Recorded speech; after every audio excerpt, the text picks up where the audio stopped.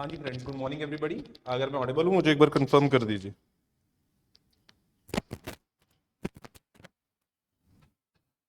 हाँ जी, if I am audible just give me confirmation. Online students,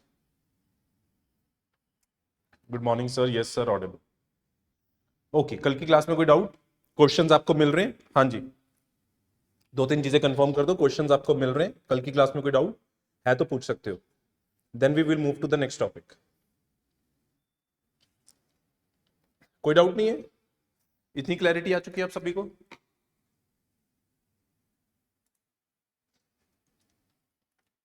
हाँ जी, don't be afraid. Anyone has any doubt, don't be hesitant. बड़े आराम से पूछिए, फिर हम क्लास को स्टार्ट करेंगे, राइट?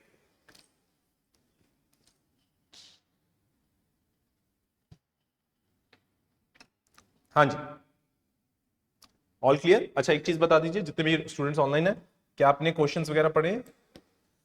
जो क्वेश्चंस मिल रहे हैं आप सॉल्व कर रहे हो? हाँ जी, everybody, the questions you are getting, are you solving those questions?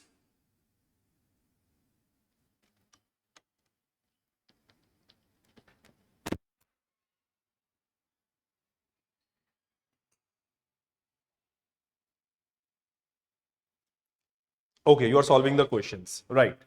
चलिए, आज की क्लास स्टार्ट करते हैं। पहली बार आए हो इस क्लास में? ऑफलाइन ऑनलाइन लगा रहे थे वैसे? ओके, चलो। अभी हमारी ऑलरेडी दो क्लासेस हो चुकी हैं। अगर हम बात करते हैं एनवायरमेंट की, right, we are discussing climate change and biodiversity. So biodiversity में जहां से हमने कल छोड़ा था वहीं से कंटिन्यू करेंगे, राइट? ओके, लेट से हमने कल बायोडाइवर्सिटी की अगर हम बात करते हैं तो कल हमने बायोडाइवर्सिटी के अंदर जो चीजें देखी थी, एक बार उसका क्विक रिकैप दे देता हूं। हमने कल डिस्कस किया था जो मेन थी convention on biological diversity, right? इसके बारे में हमने डिटेल में देखा था। This is basically related to biological diversity की प्रोटेक्शन को लेकर। इसकी तीन मेजर चीजें देखी थी। पहला कंजर्वेशन, दूसरा sustainable use of biodiversity, and third was access and fair and equitable sharing of benefits, right? Now उसके बाद हमने देखा था कि किस तरीके से, अगर हम कन्वेंशन की बात करते हैं, लीगली बाइंडिंग तो नहीं है, बट इसके ऑब्जेक्टिव्स को लीगली बाइंडिंग करने के लिए over the period of time there have been a lot of protocols that have been signed. अगर हम यूएनसीबीडी की बातचीत करते हैं, जैसे कि सबसे इंपॉर्टेंट पहला प्रोटोकॉल जो हमने कल देखा था, it was the Cartagena protocol, very very important. फिर हमने देखा था कार्टेगना प्रोटोकॉल बेसिकली किसके बारे में बात करता है? जो आपके जेनेटिकली मॉडिफाइड ऑर्गेनिजम्स हैं या जो लिविंग मॉडिफाइड ऑर्गेनिजम्स हैं, उनके बारे में डिस्कशन करते हैं कि जब भी इनका एक्सपोर्ट होगा तो उसके रिलेटेड पहले ही एडवांस में एक एडवांस इन्फॉर्म एग्रीमेंट देना होगा। Then we discussed about the Nagoya protocol that came in the year 2010। Nagoya protocol का मेन काम यही था कि जो थर्ड प्रिंसिपल है, that is access and fair and equitable sharing of benefits, उसको हम किस तरीके से अचीव कर सकते हैं, तो उसको रियलाइज करने के लिए नगोया प्रोटोकॉल आया था। और अगर हम कार्टेगना की बात करते हैं, it was about these first to principles. जब मीटिंग होती है नगोया के अंदर तो कंट्रीज को 2011 से लेके 2020 तक कुछ टारगेट्स दिए जाते हैं जो कंट्रीज को अचीव करने बायोडाइवर्सिटी के टारगेट्स हैं, जिनको हम बोलते हैं HE biodiversity targets. Total 20 targets थे जो कंट्रीज को अचीव करने थे बाय 2020। उसके बाद 2020 के बाद अगर हम बात करते हैं तो इतना कंट्रीज ने एफर्ट्स नहीं डाले, या कंट्रीज ने अगर एफर्ट डाले भी वो उतने पूरे नहीं पड़े, जितने उनको टारगेट दिए गए थे वो अचीव नहीं कर पाए। बट कहानी तो कंटिन्यू रहेगी रहेगी। उसके बाद इन 2022 एक फ्रेमवर्क आता है, कन्मिंग मॉन्ट्रियल बायोडाइवर्सिटी फ्रेमवर्क, जो अगले डेकेड के लिए, दैट इज फ्रॉम 2021 टू 2030 के लिए कुछ बायोडाइवर्सिटी के टारगेट सेटअप करता है। पहले 20 टारगेट्स थे, अब उन्होंने सेट किए 23 targets to be achieved by 2030। और उसमें जो सबसे इंपॉर्टेंट टारगेट था, मैंने कल बताया था, इट वाज 30 इंटू 30 प्लेज। ये आपको डायरेक्ट वन लाइनर क्वेश्चन मिल सकता है एचपीएस के एग्जाम में कि 30 इंटू 30 प्लेज किसके रिलेटेड है। तो 30 इंटू 30 प्लेज है कि दुनिया की 30% लैंड और सीज को प्रोटेक्ट करना है बाय 2030। ये हमने डिस्कस किया था। इसके साथ हमने देखा था कि डेवलप्ड कंट्रीज $30 बिलियन पैसा मोबिलाइज करेंगी डेवलपिंग कंट्रीज को बाय 2030। और इस यूएनसीबीटी के रिलेटेड जो लास्ट चीज हमने देखी थी, दैट वाज कि इसकी जो लेटेस्ट कॉन्फ्रेंस हुई है COP16, it was held in Cali which is in Colombia. तो ये आपको एक प्रीलिम्स के फॉर्म में क्वेश्चन पूछा जा सकता है अगर हम एचपीएस की बातचीत कर सकते हैं। सो इन टोटलिटी हमने कल प्रॉपर तरीके से एनालाइज किया दैट अबाउट इंटरनेशनल एफर्ट क्या है बायोडाइवर्सिटी को प्रोटेक्ट करने के लिए, और उसके अंदर डिटेल के अंदर हमने देखा यूएनसीबीटी, राइट। अब बारी आती है इंडिया के क्या लॉज हैं बायोडाइवर्सिटी को प्रोटेक्ट करने के लिए। ये चीज इंपॉर्टेंट है कि भाई इंडिया कौन सा लॉ बना रही है बायोडाइवर्सिटी को प्रोटेक्ट करने के लिए। अब ध्यान से समझना, ये चीज बड़ी इंटरेस्टिंग है। हमारे पास एक एक्ट बना था बायोलॉजिकल डायवर्सिटी एक्ट 2002। अब पेपर में ज्यादातर आपको हो सकता है कि आपको सिर्फ इसका ईयर याद करने की जरूरत हो, क्योंकि पेपर में अगर आपने देखा होगा एचपीएस के एग्जामिनेशन में ज्यादातर ईयर्स क्रोनोलॉजी वाइज क्वेश्चन पूछे जाते हैं। स्पेसिफिकली जो इंडिया के एक्ट्स हैं उनके आपको ईयर वाइज अरेंजमेंट करने की बातचीत की जाती है, ठीक है। ऑलरेडी हम वाइल्ड लाइफ प्रोटेक्शन एक्ट को एक बार मेंशन कर चुके हैं जो 1972 में आया था, एक है बायोलॉजिकल डायवर्सिटी एक्ट जो कब आया 2002 में। बट इसको डिटेल में थोड़ा सा समझाऊंगा ताकि आपको एक आइडिया लग जाएगा कि बायोलॉजिकल डायवर्सिटी एक्ट इंडिया के अंदर बायोडाइवर्सिटी को प्रोटेक्ट किस तरीके से करता है। अब ध्यान से देखना, अब इसके अंदर 3 टियर फ्रेमवर्क है, एक्ट बना है 3 टियर फ्रेमवर्क है। कैसे? सेंट्रल लेवल पे है national biodiversity authority, central level पे है बायोडाइवर्सिटी अथॉरिटी। स्टेट लेवल पर है स्टेट बायोडाइवर्सिटी बोर्ड्स, और अगर हम लोकल लेवल की बात करते हैं तो लोकल लेवल पर है बायोडाइवर्सिटी मैनेजमेंट कमिटीज।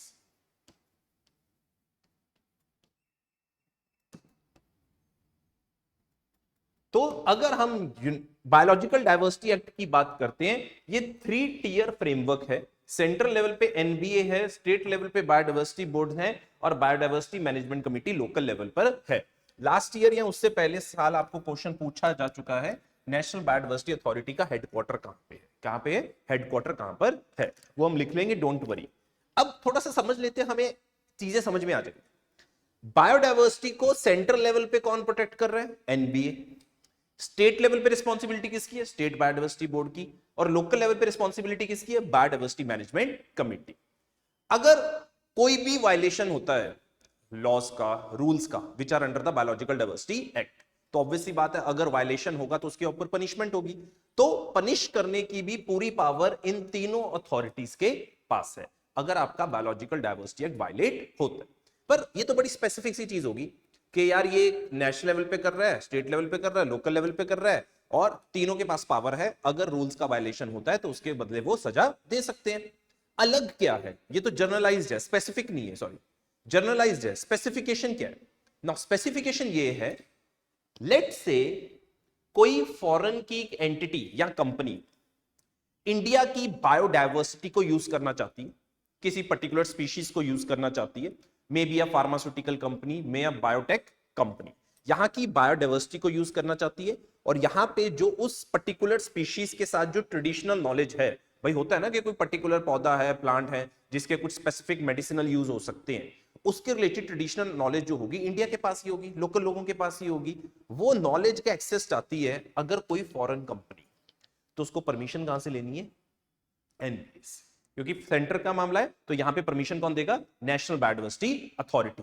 लेट से अगर कोई इंडियन कंपनी है, इंडियन एंटिटी है, कोई फार्मास्यूटिकल कंपनी है या बायोटेक कंपनी है, वो रिसर्च करना चाहती है, वो भी ऐसा प्रोडक्ट बनाना चाहती है, उसको लगता है कि प्रोडक्ट बनाने से कोई वैक्सीन बना सकती है, कोई मेडिसिन बना सकती है ना, तो उसको अगर परमिशन चाहिए इंडिया में एक्सेस के लिए, then they would go to state biodiversity boards. ये एक फर्क है अगर हम बात करें।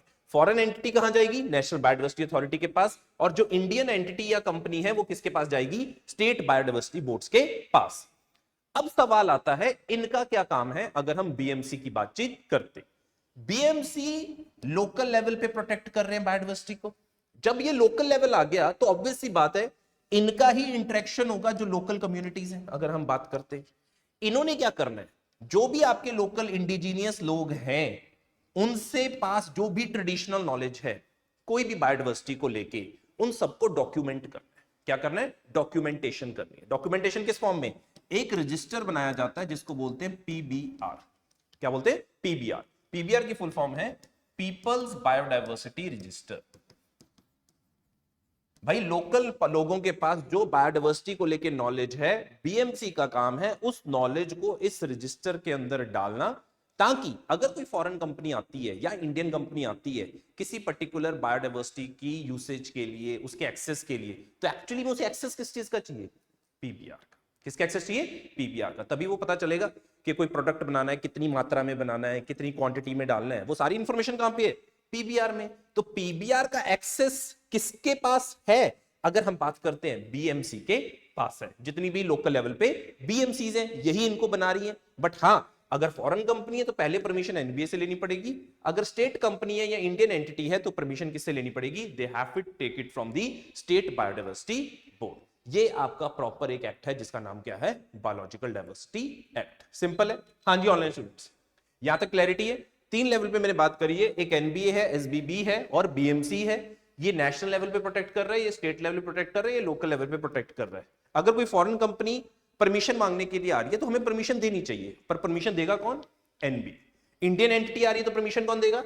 State biodiversity boards. Local level का मेन काम क्या है? रजिस्टर बनाना है लोकल लोगों की नॉलेज को यूज करके। और वो लोकल नॉलेज किस फॉर्म में यूज करके आप रजिस्टर में डाल रहे हो? PBR, that is people's biodiversity register. एक चीज और इंपॉर्टेंट है, ये जो एसबीबीज हैं इनका एक और टास्क है। अगर कंसल्ट कर सकते हैं ये बीएमसी को, अगर इनको लगता है कि कोई रीजन है इनकी स्टेट में जिसकी अपनी कोई एक हेरिटेज वैल्यू भी, कल्चरल हेरिटेज हो सकती है किसी भी तरीके से, उसके साथ साथ it is rich in biodiversity. दो एस्पेक्ट है, या तो वो हेरिटेज वाइज रिच है या वो क्या रिच है, plus it is rich from the purpose of the biodiversity. That particular region can be declared as a biodiversity heritage site. क्या डिक्लेयर किया जा सकता है? Biodiversity heritage site. तो अगर पेपर में क्वेश्चन आ जाता है कि बायोडाइवर्सिटी हेरिटेज साइट कौन डिक्लेयर करता है, it is done by state biodiversity boards. This aspect is very very important कि इनको डिक्लेयर कौन करता है? स्टेट के जो बायोडाइवर्सिटी बोर्ड्स हैं वो डिक्लेयर करेंगे एक रीजन को, अगर उसकी कल्चरल वैल्यू है और बायोडाइवर्सिटी की वैल्यू है, that is biodiversity heritage site. अभी रिसेंटली पता क्या हुआ? तमिलनाडु की बात है। तमिलनाडु में ना रिसेंटली 2022 या 3 में एक उनकी जगह का नाम मुझे याद नहीं आ रहा, पहली उन्होंने डिक्लेयर करी अपनी स्टेट में एक बायोडाइवर्सिटी हेरिटेज साइट। ठीक है जी। अब बायोडाइवर्सिटी हेरिटेज साइट है, ऑब्वियसली वो उस रीजन को प्रोटेक्ट करेंगे। क्या करेंगे? प्रोटेक्ट करेंगे। रिसेंटली गवर्नमेंट ने इसी एरिया के आसपास, सेंट्रल गवर्नमेंट ने एक प्राइवेट कंपनी को टंगस्टन माइनिंग की परमिशन दे दी। किसकी परमिशन दे दी? टंगस्टन की माइनिंग की, माइनिंग कर लो। पर जो स्टेट गवर्नमेंट है उन नाराज हो गई, कहते सर आपने हमसे कंसल्ट क्यों नहीं किया पहले? परमिशन देने से पहले आपको पता होता कि अगर आप हमसे कंसल्ट करते, हम आपको बताते कि ये हमारी कौन सी साइट है? Biodiversity heritage site. So as a result अभी वो सेंटर और स्टेट में थोड़ा सा प्रॉब्लम चल रहा है। अगर हम तमिलनाडु की बात करते, ओवर द इशू कि टंगस्टन का कॉन्ट्रैक्ट उस प्राइवेट कंपनी को देना है या नहीं देना है, क्योंकि जो लोकल लोग हैं जो इस एरिया के अंदर हैं और यहाँ स्टेट है वो उसमें नहीं है कॉन्फिडेंस में कि हाँ ये एरिया किसी माइनिंग पर्पस के लिए यूज होना चाहिए। तो ये आपका है बायोलॉजिकल डाइवर्सिटी एक्ट, अगर हम 2002 की बातचीत करते। अब 2023 में इसकी एक अमेंडमेंट आती है। क्या आती है? अमेंडमेंट। पेपर में आ सकता है बायोलॉजिकल डाइवर्सिटी एक्ट 2002 और बायोलॉजिकल डाइवर्सिटी अमेंडमेंट एक्ट। तो ईयर भी याद होना चाहिए, कौन सी ईयर में आया? 2023। अब अभी तक हमें यह दिखाई दे रहा है इस पूरे एक्ट के अंदर कि हमारे देश में अगर तुम्हें बायोडाइवर्सिटी का एक्सेस चाहिए, क्या चाहिए? बायोडाइवर्सिटी का एक्सेस चाहिए, तो तुम्हें प्रॉपर एक प्रोसीजर फॉलो करना पड़ेगा। Whether you are a foreign company और whether you are an Indian company, आपको प्रॉपर यहां पे परमिशन लेनी होगी। परमिशन लेने के बाद ही तुम्हें क्या मिलेगा? एक्सेस मिलेगा। ठीक है जी। अभी ना अगर हम वर्ल्ड लेवल पे बात करते हैं, जो ट्रेडिशनल मेडिसिन सिस्टम होता है, ये नहीं कि जो अभी हम वगैरह लेते हैं मेडिसिन, एंटीबायोटिक्स वगैरह नहीं, जो हमारी ट्रेडिशनल मेडिसिन है, जैसे इंडिया का जो ट्रेडिशनल मेडिसिन सिस्टम है उसे हम क्या बोलते हैं? आयुष। आयुर्वेदा हो गया, योग हो गया, है ना, ये होम्योपैथी हो गया, हम इसको क्या बोलते हैं? Traditional medicine system. बट इसकी मार्केट की एक रीच नहीं है जितनी चाइना की ट्रेडिशनल मेडिसिन की है। चाइना की जो ट्रेडिशनल मेडिसिन इंडस्ट्री है उसकी अपनी एक ग्रोथ है और उसका मार्केट पे कैप्चर है। इंडिया का इतना बड़ा कैप्चर नहीं है।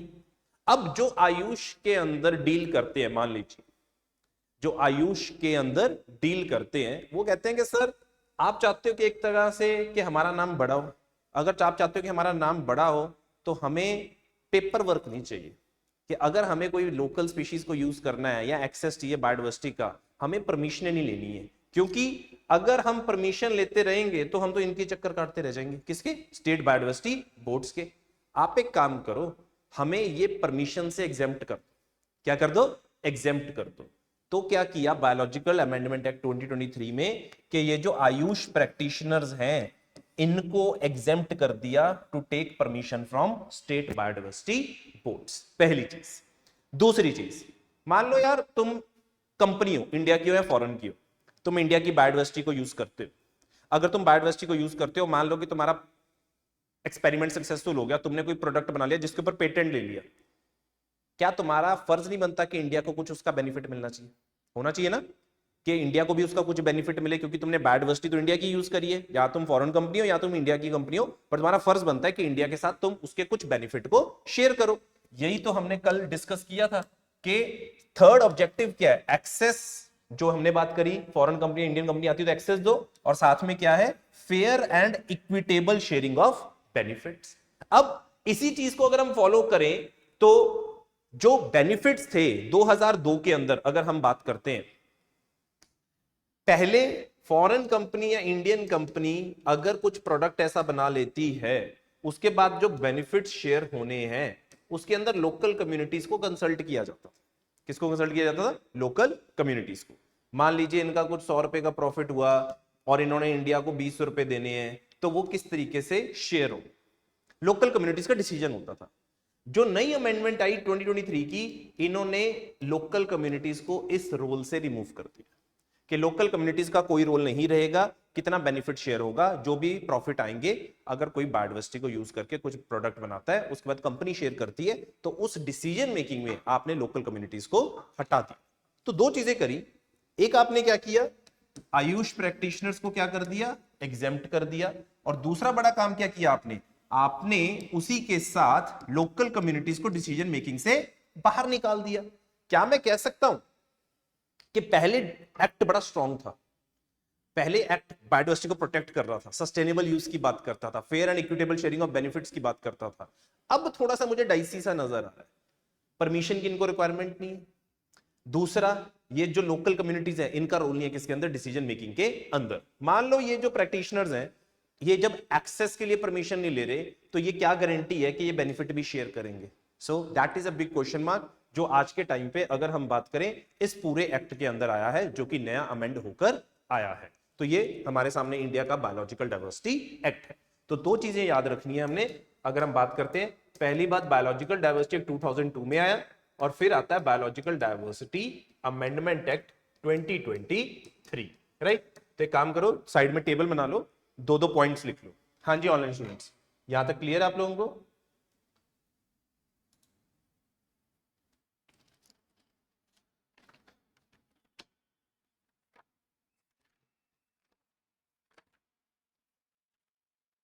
ओके, राइट डाउन,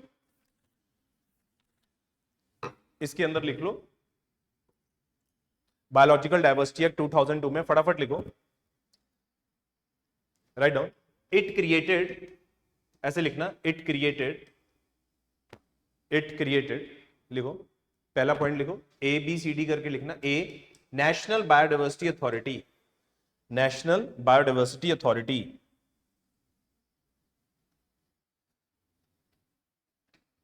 इसके ब्रैकेट में लिखो, इसका हेडक्वार्टर्स है चेन्नई, ब्रैकेट में लिखो हेडक्वार्टर्स कहां पे? चेन्नई। इसके नीचे एक छोटा सा फंक्शन लिख लो इसका, grant of approvals, grant of approvals for commercial cultivation, grant of approvals for commercial cultivation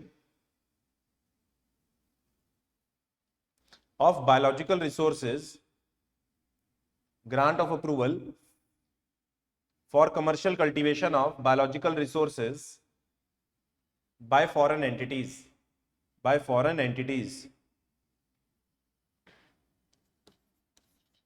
इसी के नीचे लिखो बी डाल के, state biodiversity boards, state biodiversity boards.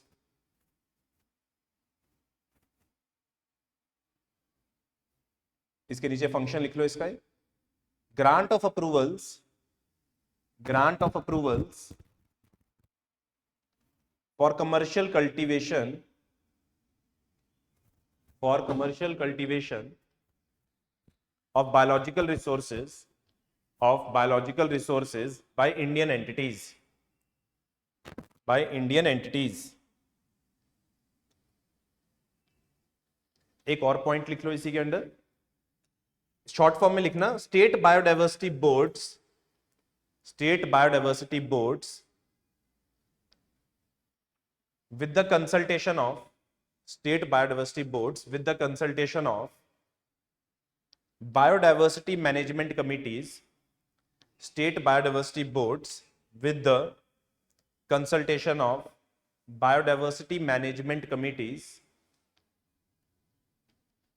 biodiversity management committees, BMCs, can declare an area as, can declare an area as biodiversity heritage site, can declare an area as biodiversity heritage site।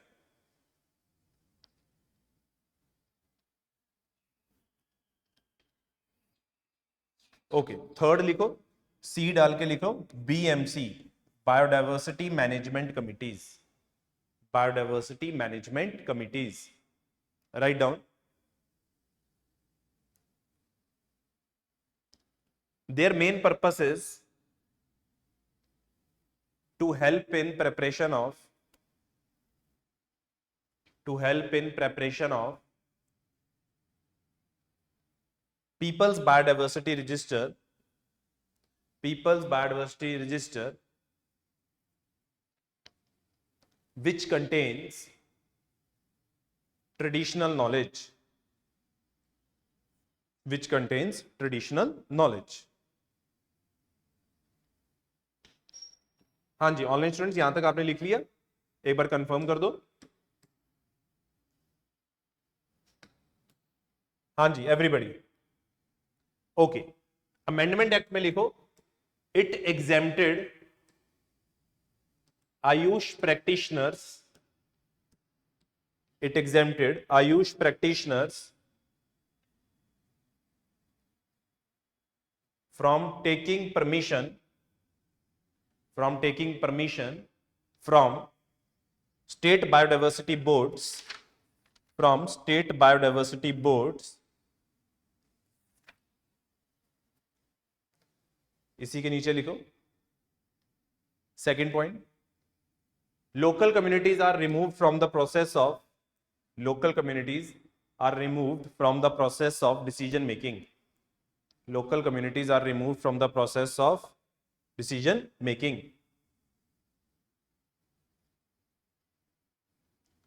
Okay ठीक है, तो ये पहला act था जो हमने discuss किया, that is biological diversity act. Next act है, इंटरेस्टिंग है, वाइल्ड लाइफ प्रोटेक्शन एक्ट है 1972। इसको ऑलरेडी हम थोड़ा थोड़ा देख चुके हैं, ठीक है। जैसे कि मैंने कल आपको बताया था कि जो प्रोटेक्टेड एरियाज होते हैं, आपके कंजर्वेशन रिजर्व हो, कम्युनिटी रिजर्व हो, नेशनल पार्क हो या वाइल्ड लाइफ सेंचुरी हो, उनको जो प्रोटेक्ट करता है, गवर्निंग अथॉरिटी होती है, वो चीफ वाइल्ड लाइफ वार्डन की होती है। किसकी होती है? Chief wildlife warden. वो जो पोजीशन है वो इस एक्ट से क्रिएट की गई है। इस एक्ट ने बोला था कि हर स्टेट को एक at least one chief wildlife warden appoint करना होगा अपने प्रोटेक्टेड एरियाज के लिए। क्या करना होगा? एक आपको chief wildlife warden appoint करना होगा अपने प्रोटेक्टेड एरियाज के लिए। इसका मतलब क्या है? किसी भी प्रोटेक्टेड एरिया में अगर कोई भी पत्ता हिलता है वो इसकी परमिशन से हिलता है। नेशनल पार्क हो या वाइल्ड लाइफ सेंचुरी हो, कंजर्वेशन रिजर्व हो या कम्युनिटी रिजर्व हो, everything that takes place, it takes place because of the permission given by chief wildlife warden. और ये पोजीशन दी किसने? वाइल्ड लाइफ प्रोटेक्शन एक्ट 1972 ने।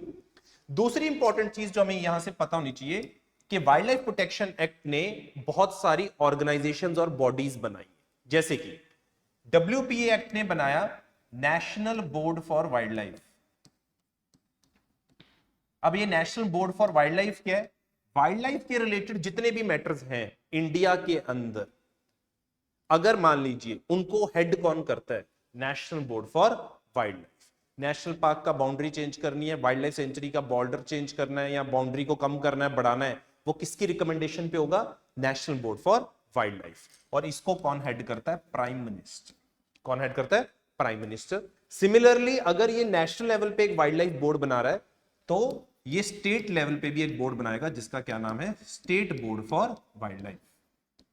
और उसको कौन हेड करेगा, चीफ मिनिस्टर। कौन हेड करेगा, चीफ मिनिस्टर।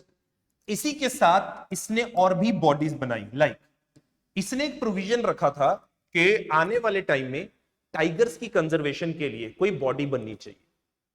उसी के बेसिस के ऊपर एक बॉडी बनती है, नेशनल टाइगर कंजर्वेशन अथॉरिटी। अब बोलोगे सर ये 1972 में एक्ट बना, पर बॉडी बहुत देर बाद बनी, 2005 में बनी। कब बनी है, 2005 में। अगर पेपर में क्वेश्चन आता है कि क्या ये स्टैट्यूटरी बॉडी है, स्टैट्यूटरी मतलब स्टैट्यूट से बनी है, किसी एक्ट से बनी है, हाँ किस एक्ट से बनी है, वाइल्ड लाइफ प्रोटेक्शन एक्ट 1972 से। ये टाइगर कंजर्वेशन की नोडल बॉडी है और इसको कौन हेड करता है, एनवायरमेंट मिनिस्टर। कौन हेड करता है, एनवायरमेंट मिनिस्टर। इसी के साथ इसने एक और बॉडी बनाई, wild life crime control bureau. कौन सी बनाई, wild life crime control bureau, जिसका हेडक्वार्टर है न्यू दिल्ली के अंदर।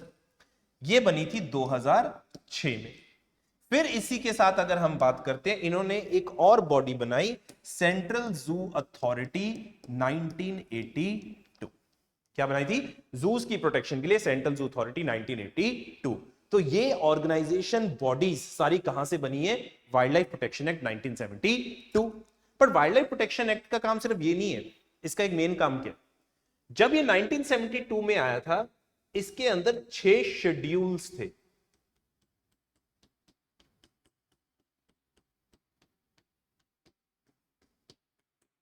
कितने शेड्यूल थे, 6 शेड्यूल। ऑब्वियसली वाइल्ड लाइफ को प्रोटेक्ट करने के लिए क्या बनाए गए, शेड्यूल्स बनाए गए।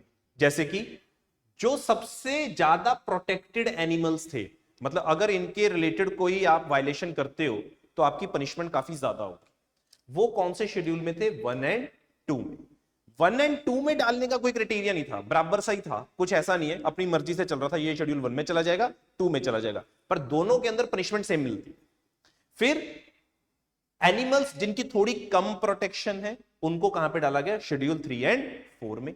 इसका मतलब क्या है कि अगर यहां पे वायलेशन हो रहा है, मान लीजिए अगर पहले शेड्यूल 1 और 2 में वायलेशन में फाइन 50,000 का, अज्यूम कर लो, यहां पे फाइन मान लो कितना हो जाएगा, 25,000 का हो जाएगा। कितना हो जाएगा, 25,000 का। इसका मतलब क्या है कि ये जो प्रोटेक्शन इनको दी जा रही है, ये इस बेसिस पे दी जा रही है कि इनकी जान कितने खतरे में है। अगर कोई ज्यादा इंडेंजर्ड है, ज्यादा इंपॉर्टेंट है इंडिया के लिए, या जिसके नंबर्स कम है, उसको आप कहां डालोगे, शेड्यूल 1 और 2 में। जिसके नंबर्स इतने कम नहीं है बट फिर भी आप प्रोटेक्ट करना चाहते हो ताकि एक रीजनेबल पॉपुलेशन बनी रहे, उसको आप किसके अंदर डालोगे, शेड्यूल 3 और 4 में। शेड्यूल 5 में ये दोनों एनिमल्स के लिए पहले 4 जहां पे तुमने प्रोटेक्ट कर, ये 5 था उन स्पीशीज के लिए जिनको हम बोलते हैं वर्मिन। क्या बोलते हैं, वर्मिन। वर्मिन वो होते हैं कि जो मान लो कि एग्रीकल्चर के लिए खतरनाक हो जाए, या कोई बीमारी कैरी कर रहे हैं कुछ स्पीशीज, तो उनको बोलते हैं यार ऐसे इस जानवरों को मार डालो, क्या कर दो, इनकी कलिंग कर दो। तो वो अलाउड होता है, ये उन स्पीशीज को आप कल कर सकते हो, that is here culling is allowed of the vermin species. पहले 4 प्रोटेक्ट कर रहे हैं, 5वां कह रहा है कि आप इनको मार सकते हो। फिर आता है शेड्यूल 6। शेड्यूल 6 में कुछ प्रोटेक्टेड स्पीशीज ऑफ प्लांट्स है। क्या है, प्लांट्स की कुछ प्रोटेक्टेड स्पीशीज है। इसका मतलब क्या है कि अगर आपको वो कल्टीवेट करना है प्लांट खुद से, वैसे तो ये बहुत प्रोटेक्टेड है, अगर आपको उसको कल्टीवेट करना है तो उसके लिए आपको सरकार से लाइसेंस लेना, क्या लेना होगा, लाइसेंस देना होगा, वो इतना इंपॉर्टेंट स्पीशीज है।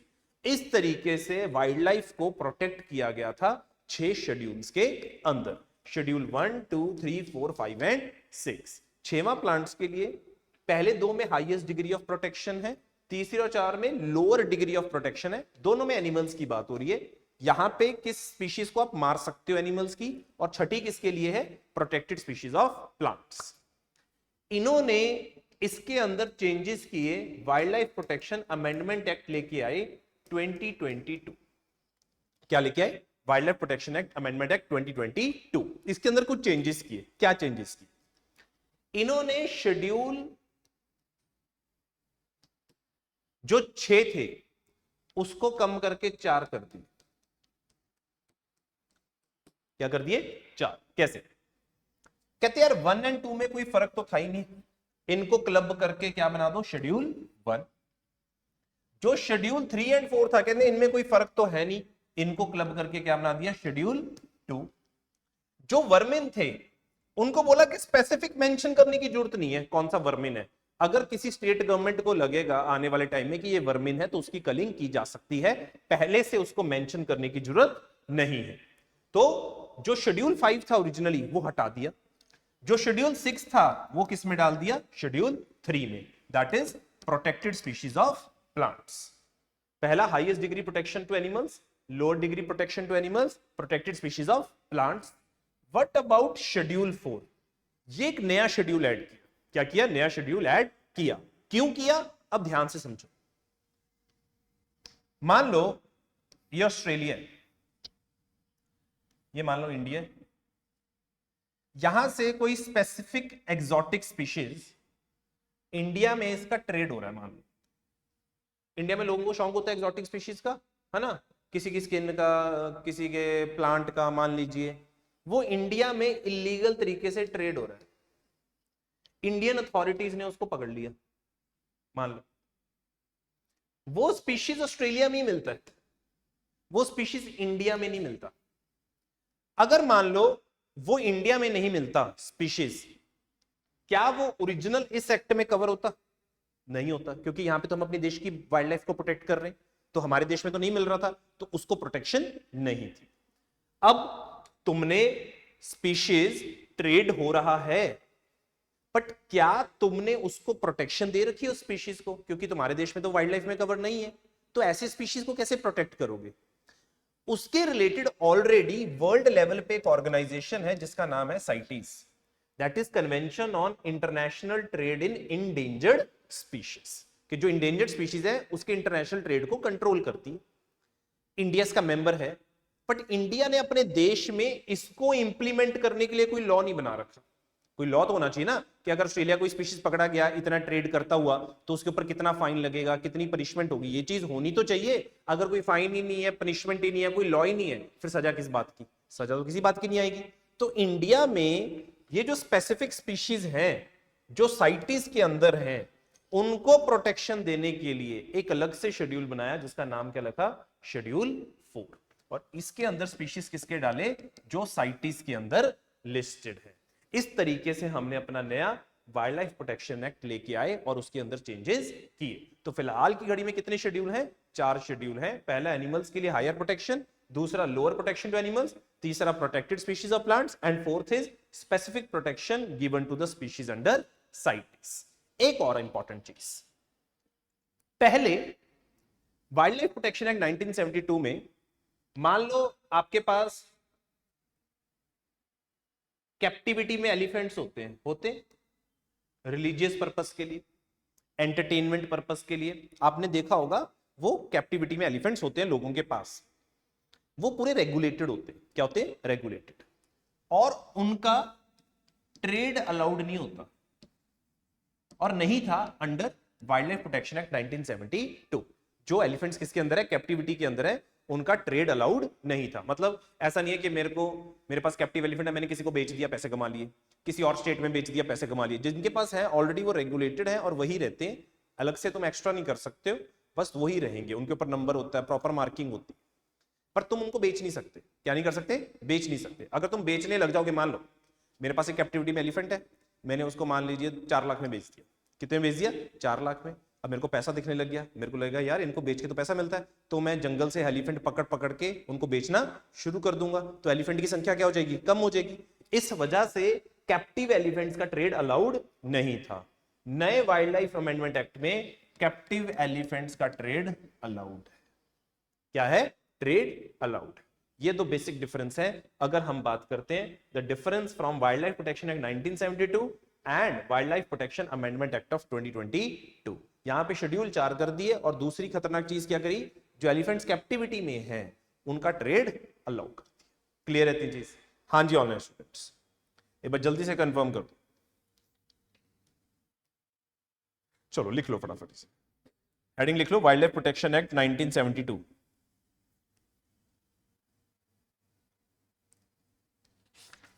पहला पॉइंट लिखो, it contained 6 schedules, it contains 6 schedules. Next लिखो second point, it provided for constitution of, it provided for constitution of national board for wildlife, national board for wildlife। ये पता है कौन सी ईयर में बना था? 2005 में। ईयर लिख लो, पेपर में क्वेश्चन आते हैं डायरेक्ट ऐसे। 2005 ब्रैकेट में लिख लो, chaired by prime minister, chaired by prime minister. Third लिखो, it provided for state board for wildlife, it provided for state board for wildlife, state board for wildlife, chaired by the chief minister, chaired by the chief minister. Fourth लिखो, it created the position of chief wildlife warden, it created the position of chief wildlife warden in every state, position of chief wildlife warden in every state to protect the regulated areas, to protect the protected areas, to protect the protected areas। next लिखो, it provided for constitution of, it provided for constitution of central zoo authority, it provided for constitution of central zoo authority 1982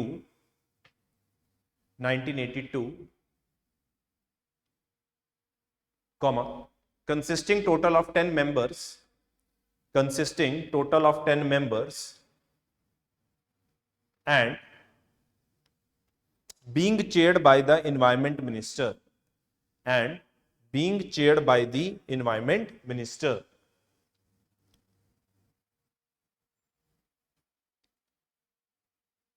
next लिखो point, national tiger conservation authority, hyphen डाल के लिखो, a statutory body under Wildlife Protection Act 1972, a statutory body under Wildlife Protection Act 1972, statutory body under the Wildlife Protection Act 1972, headed by the environment minister, headed by the environment minister।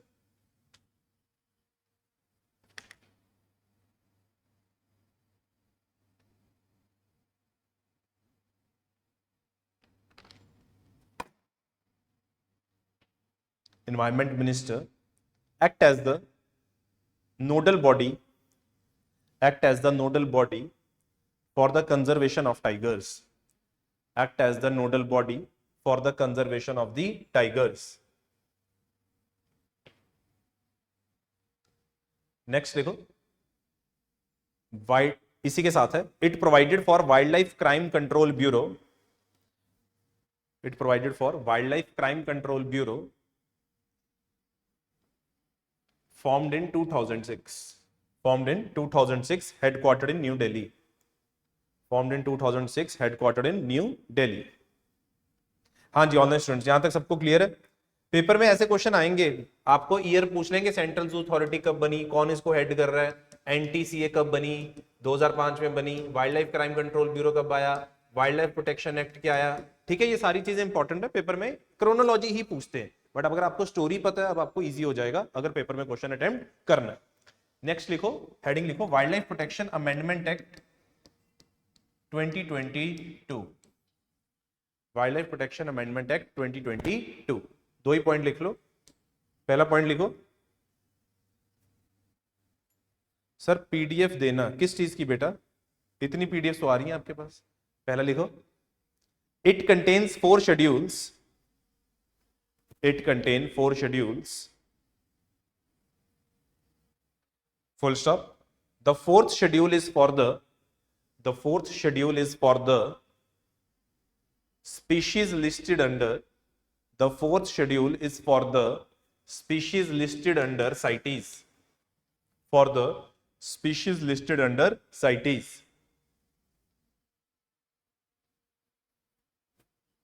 Second point, trade of captive elephants is allowed. Trade of captive elephants is allowed.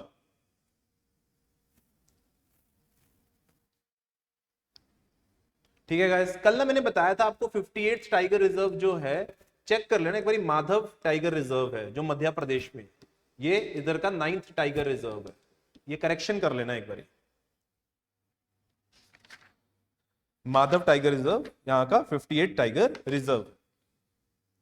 हाँ जी, clear everybody? Okay, so with this we end our topic of biodiversity. Already we have done the climate change. देखो दो चीजें बड़ी important है। अगर biodiversity की बात करते हैं, आपको बेसिक पता होने चाहिए जो हमने कल स्पीशीज लिखे थे, कीस्टोन, एंडेमिक, इंडिकेटर, है ना, ये सब इंपॉर्टेंट स्पीशीज थे। फिर हमने डिस्कस किया बायोडाइवर्सिटी सबसे ज्यादा कहां पे है, इक्वाटोरियल रीजन में, क्यों है वो डिस्कस किया। थ्रेट्स टू बायोडाइवर्सिटी क्या है, इविल क्वार्टेट देखा। फिर हमने देखा इन सीटू कंजर्वेशन और ex situ conservation, national park, wildlife sanctuary, biosphere reserve, ठीक है, conservation reserve, community reserve, sacred groups. फिर हमने एक्स सीटू के अंदर देखा जूस देखे, बोटेनिकल गार्डन्स देखे, प्रोजेक्ट चीता जो रीलोकेशन है वो देखा। फिर हमने देखा इंटरनेशनल लॉ क्या है, यूएनसीबीडी, उसके अंदर Cartagena, Nagoya, Kunming, Montreal and Cali, Colombia. India के लॉज कौन से हैं, वाइल्ड लाइफ प्रोटेक्शन एक्ट 1972 और बायोलॉजिकल डाइवर्सिटी एक्ट 2002, जिसके ऊपर अभी रिसेंट अमेंडमेंट्स हुई। क्लियर? तो ये चीजें बेसिक है जो आप लोगों को पता होनी चाहिए। जैसे हमने देखा प्रोजेक्ट टाइगर लॉन्च किया गया था 1973 में। एक कुछ फैक्ट्स लिख लो। प्रोजेक्ट एलिफेंट लॉन्च किया गया था 1992 में, लिख लो। प्रोजेक्ट एलिफेंट लॉन्च किया गया था 1992 में। सर कैप्टिव एलिफेंट्स होते हैं जो कैप्टिविटी में होते हैं, जो आपने देखा होगा, बाहुबली देखी होगी, है ना, जो आपके देखा होगा कि आप बच्चे जो सवारी ले रहे होते हैं वो भी कैप्टिव में होते हैं।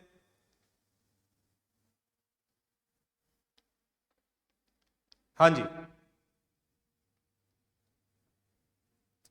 Project elephant 1992, project tiger 1973।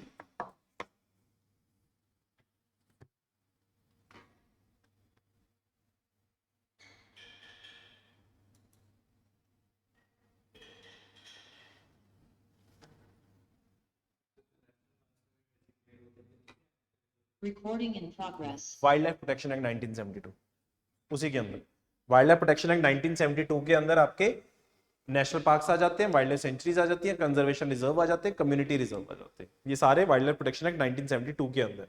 ठीक है? हाँ जी, ऑनलाइन स्टूडेंट्स ऑडिबल हूं मैं? हाँ जी, ऑडिबल एंड विजिबल, ठीक है जी। चलिए एक बार फटाफट लिख लीजिए, प्रोजेक्ट एलिफेंट 1992, प्रोजेक्ट चीता 2009, प्रोजेक्ट चीता 2009। नेक्स्ट लिख लीजिए national aquatic animal Gangetic dolphin. Facts लिखवा रहा हूं थोड़े थोड़े। National aquatic animal Gangetic dolphin.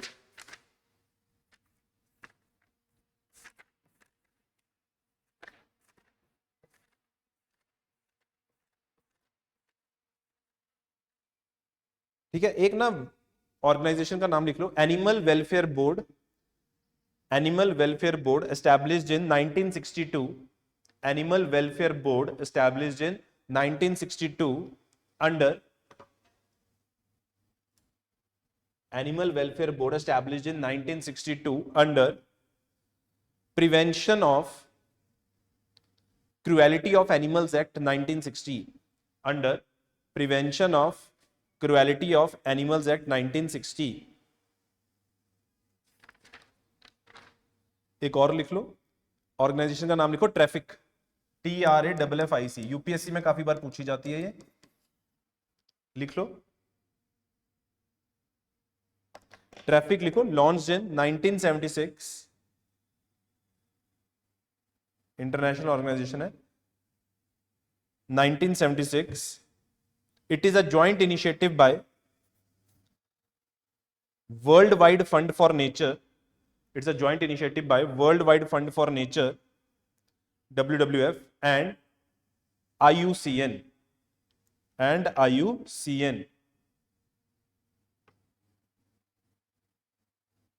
इसका हेडक्वार्टर लिख लो यूनाइटेड किंगडम, यूनाइटेड किंगडम। ठीक है, एक ऑर्गेनाइजेशन आपने सुनी होगी IUCN शायद, है ना। ये एक तो लिखो फॉर्म्ड इन द ईयर 1948, लिख लो IUCN formed in the year 1948, formed in the year 1948। इसका हेडक्वार्टर लिख लो ग्लैंड स्विट्जरलैंड, ग्लैंड स्विट्जरलैंड।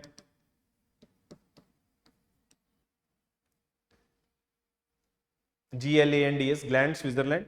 और इसका मेन काम क्या है, ये पब्लिश करती है IUCN रेड डेटा बुक, लिख लो it publishes IUCN red data book, it publishes IUCN red data book. अब इस बुक के अंदर आपको पता ही होगा कि स्पीशीज को कितना खतरा है, उस हिसाब से इनको कैटेगरीज में डाला जाता है। जैसे कि अगर कोई खत्म ही हो जाए तो वो चली जाती है एक्सटिंक्ट, अगर कैप्टिविटी में है, जंगल में नहीं है, तो एक्सटिंक्ट इन दी वाइल्ड। मान लो कुछ टाइगर के 2 स्पीशीज बच गए, अब उसको जंगल में थोड़ा ना छोड़ोगे, वो तो खत्म हो जाएंगे, तो उसको आप जंगल से उठा के कैप्टिविटी में डालोगे, उसकी ब्रीडिंग कराओगे ताकि नंबर बढ़ जाए, फिर उनको जंगल में छोड़ोगे। उसे क्या कहते हैं, extinct in the wild. Species बहुत कम रह जाते हैं, यहाँ पे तो ऑलमोस्ट कितने होते हैं, 0, यहाँ पे मैक्सिमम कितने रहते हैं, 1 या 2। फिर आ जाते हैं क्रिटिकली इंडेंजर्ड, क्रिटिकल इंडेंजर्ड में रह जाते हैं लेस देन 50। फिर आ जाते हैं इंडेंजर्ड, ठीक है, इसमें लेस देन 250। फिर आ जाता है वल्नरेबल, मतलब फिर आ जाते हैं नियर थ्रेटेंड, मतलब 1000 से ऊपर है अगर हम बात करते हैं, 10,000 लगा लो, ठीक है। फिर आ जाता है नियर थ्रेटेंड, फिर आता है लीस्ट कंसर्न, ठीक है। ये मेन इनकी कैटेगरीज होती हैं। 2 और होती हैं, डेटा डिफिशिएंट पर वो काम की नहीं है, नॉट इवेल्युएटेड। मतलब क्या है कि जैसे जैसे ऊपर जाते रहोगे एक्सटिंक्शन बढ़ती जाएगी। तो मेन काम IUCN का यही है। IUCN डेटा देता है तभी तो हमें पता चलता है कि कौन सा स्पीशीज खतरे में है, फिर उसकी प्रोटेक्शन के लिए हम काम करते हैं। जैसे project tiger, project elephant launch किए, कैसे किए, कि जब IUCN ये प्रिपेयर करता है क्या, रेड डेटा बुक। तो पेपर में क्वेश्चन आ जाए IUCN के बारे में तो 2 ही इंपॉर्टेंट चीजें, एक हेडक्वार्टर, एक ईयर ऑफ फॉर्मेशन, और ये कौन सी बुक प्रिपेयर करता है, रेड डेटा बुक। हाँ जी ऑनलाइन स्टूडेंट्स, यहां तक क्लियर है? ओके, एक कन्वेंशन और लिख लो, convention on conservation of migratory species, convention on conservation of migratory species, इसे CMS भी बोलते हैं, conservation on migratory species. Slash डाल के लिख लो Bonn convention, BONN, Bonn convention. Year लिख लो 1979, 1979।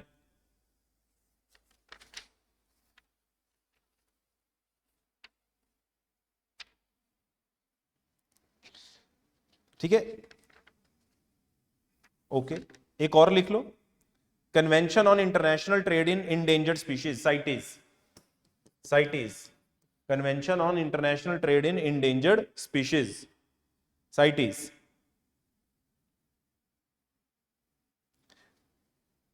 इसका हेडक्वार्टर लिख लो जिनीवा स्विट्जरलैंड, जिनीवा स्विट्जरलैंड, और ब्रैकेट में लिख लो ईयर 1975, 1975। ठीक है, अगर पेपर में क्वेश्चन आएगा, ज्यादातर जितनी मुझे उम्मीद है वो इस बेसिस के ऊपर आ सकता है कि इनको अरेंज करो ईयर वाइज, कब बनी। तो सबसे पुरानी IUCN 1948, फिर एक और बनी थी, लिख लो world wide fund for nature, WWF 1961 में बनी थी। ईयर इसको एक बार डबल चेक कर लो, मैं भी चेक कर लेता हूं। World wide fund for nature, अगर आप इसकी वेबसाइट पे जाते हो तो आपको एक पांडा दिखाई देता होगा, शायद आपने कभी वेबसाइट खोली हो, खोलिए कभी ये साइट। हाँ, world wide fund for nature की अगर बात करते हैं, ईयर देख लेता हूं, मैं कंफर्म कर लेता हूं।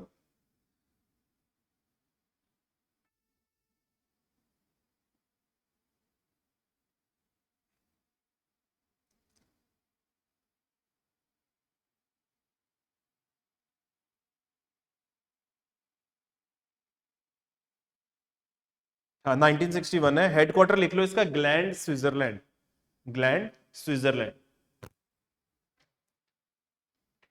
ठीक है, इसके ना दो इंपॉर्टेंट काम है इस ऑर्गेनाइजेशन के। पहला तो लिख लो, एक ये पब्लिश करती है लिविंग प्लैनेट रिपोर्ट, लिख लो, it publishes living planet report. और दूसरा ये एक इवेंट सेलिब्रेट करते हैं जिसका नाम है अर्थ आर। क्या है? अर्थ आर। अभी मैंने बताया IUCN 1948 रेड डेटा बुक करती है, इसका हेडक्वार्टर है ग्लैंड, स्विट्जरलैंड। WWF का भी हेडक्वार्टर कहां है? Gland, Switzerland. ये बनी 1961 में, एक लिविंग प्लैनेट रिपोर्ट और दूसरा अर्थार। अर्थार पता है क्या होता है? Her last week of March में 1 घंटे के लिए 8:30 से 9:30 के बीच में बहुत सारी कंट्रीज पार्टिसिपेट करती हैं, 150 से ज्यादा, जो भी अपनी लाइट्स की जरूरत नहीं है उनको स्विच ऑफ करती है। क्या कर देते? स्विच ऑफ कर देते। मेनली लोगों का, वर्ल्ड का इस चीज के ऊपर ध्यान ले आने के लिए कि हमें थोड़ा सस्टेनेबल तरीके से जीना चाहिए, जितनी रिक्वायरमेंट है उतनी ही लाइट्स ऑन रखनी चाहिए। तो ये एक इवेंट बनाया जाता है और उसको कौन बनाता है, ऑर्गेनाइज करता है? WWF। तो पेपर में अगर वन लाइनर आ जाता है तो आपको पता होना चाहिए अर्थ आवर को कौन ऑर्गेनाइज करता है? WWF। ठीक है, जैसे कि कल क्या था? अर्थ डे था। ठीक है, मैंने इसके रिलेटेड आपको कल बताया था। हाँ जी, यहां तक सभी को क्लियर है? ओके, तो इससे हमारा टॉपिक खत्म होता है बायोडायवर्सिटी का। अगर पेपर में आप ऑर्गेनाइजेशंस आ भी जाएं, आपको थोड़ा आइडिया होना चाहिए। IUCN 1948, फिर बनी WWF, फिर बनी साइटेज 1975 के आसपास। उसके बीच में पहली क्लास में हमने पढ़ा था, स्टॉकहोम कॉन्फ्रेंस हुई थी 1972 में। फिर बनती है आपकी CMS। फिर आपको पता है कि हमने पढ़ा था एक IPCC जो बनी 1988 में। फिर आपको पता होना चाहिए अर्थ समिट हुई 1992 में। UNCBD बन गई, फिर बन गई UNFCCC। इसके अंदर क्योटो आया 1997 में, पेरिस आया 2015 में। CBD का भी हमने डिस्कस करा, कार्टागना, नगोया, कन्विंग, मॉन्ट्रियल फ्रेमवर्क।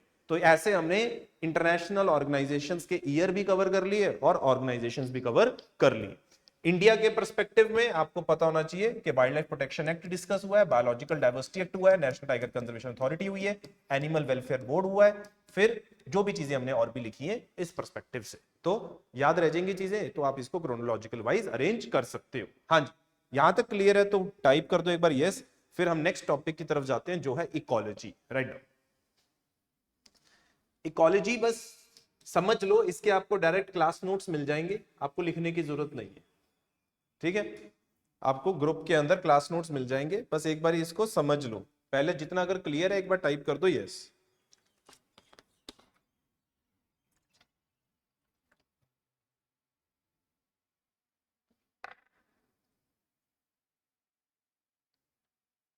हाँ जी, ऑनलाइन स्टूडेंट्स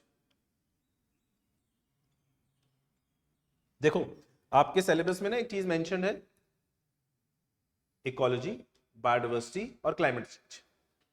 सीधी बात है, हमने 2 टॉपिक तो कर दिए, अब हम तीसरे टॉपिक पे। चौथा मेंशन है सस्टेनेबल डेवलपमेंट। और कोई टॉपिक मेंशन नहीं है, पर फिर भी हम थोड़ा सा और डिटेल में करेंगे अगली 2 क्लासेस के अंदर और ये वाली क्लास के अंदर। देखो यार, इकोलॉजी से अभी तक मैंने तुम्हारे यहाँ पे हिमाचल के पेपर में कोई ऐसे खास क्वेश्चन नहीं देखे। ज्यादातर जो क्वेश्चन देखे भी है वेटलैंड्स के रिलेटेड देखे, जो इक्वेटिक इकोसिस्टम का पार्ट है। बट इकोलॉजी तो अपने आप में सारी इंपॉर्टेंट है, फिर अगर करनी है तो सारी एक बार ढंग से कर लेते हैं और समझ लेते हैं एक्चुअली में इकोलॉजी क्या है।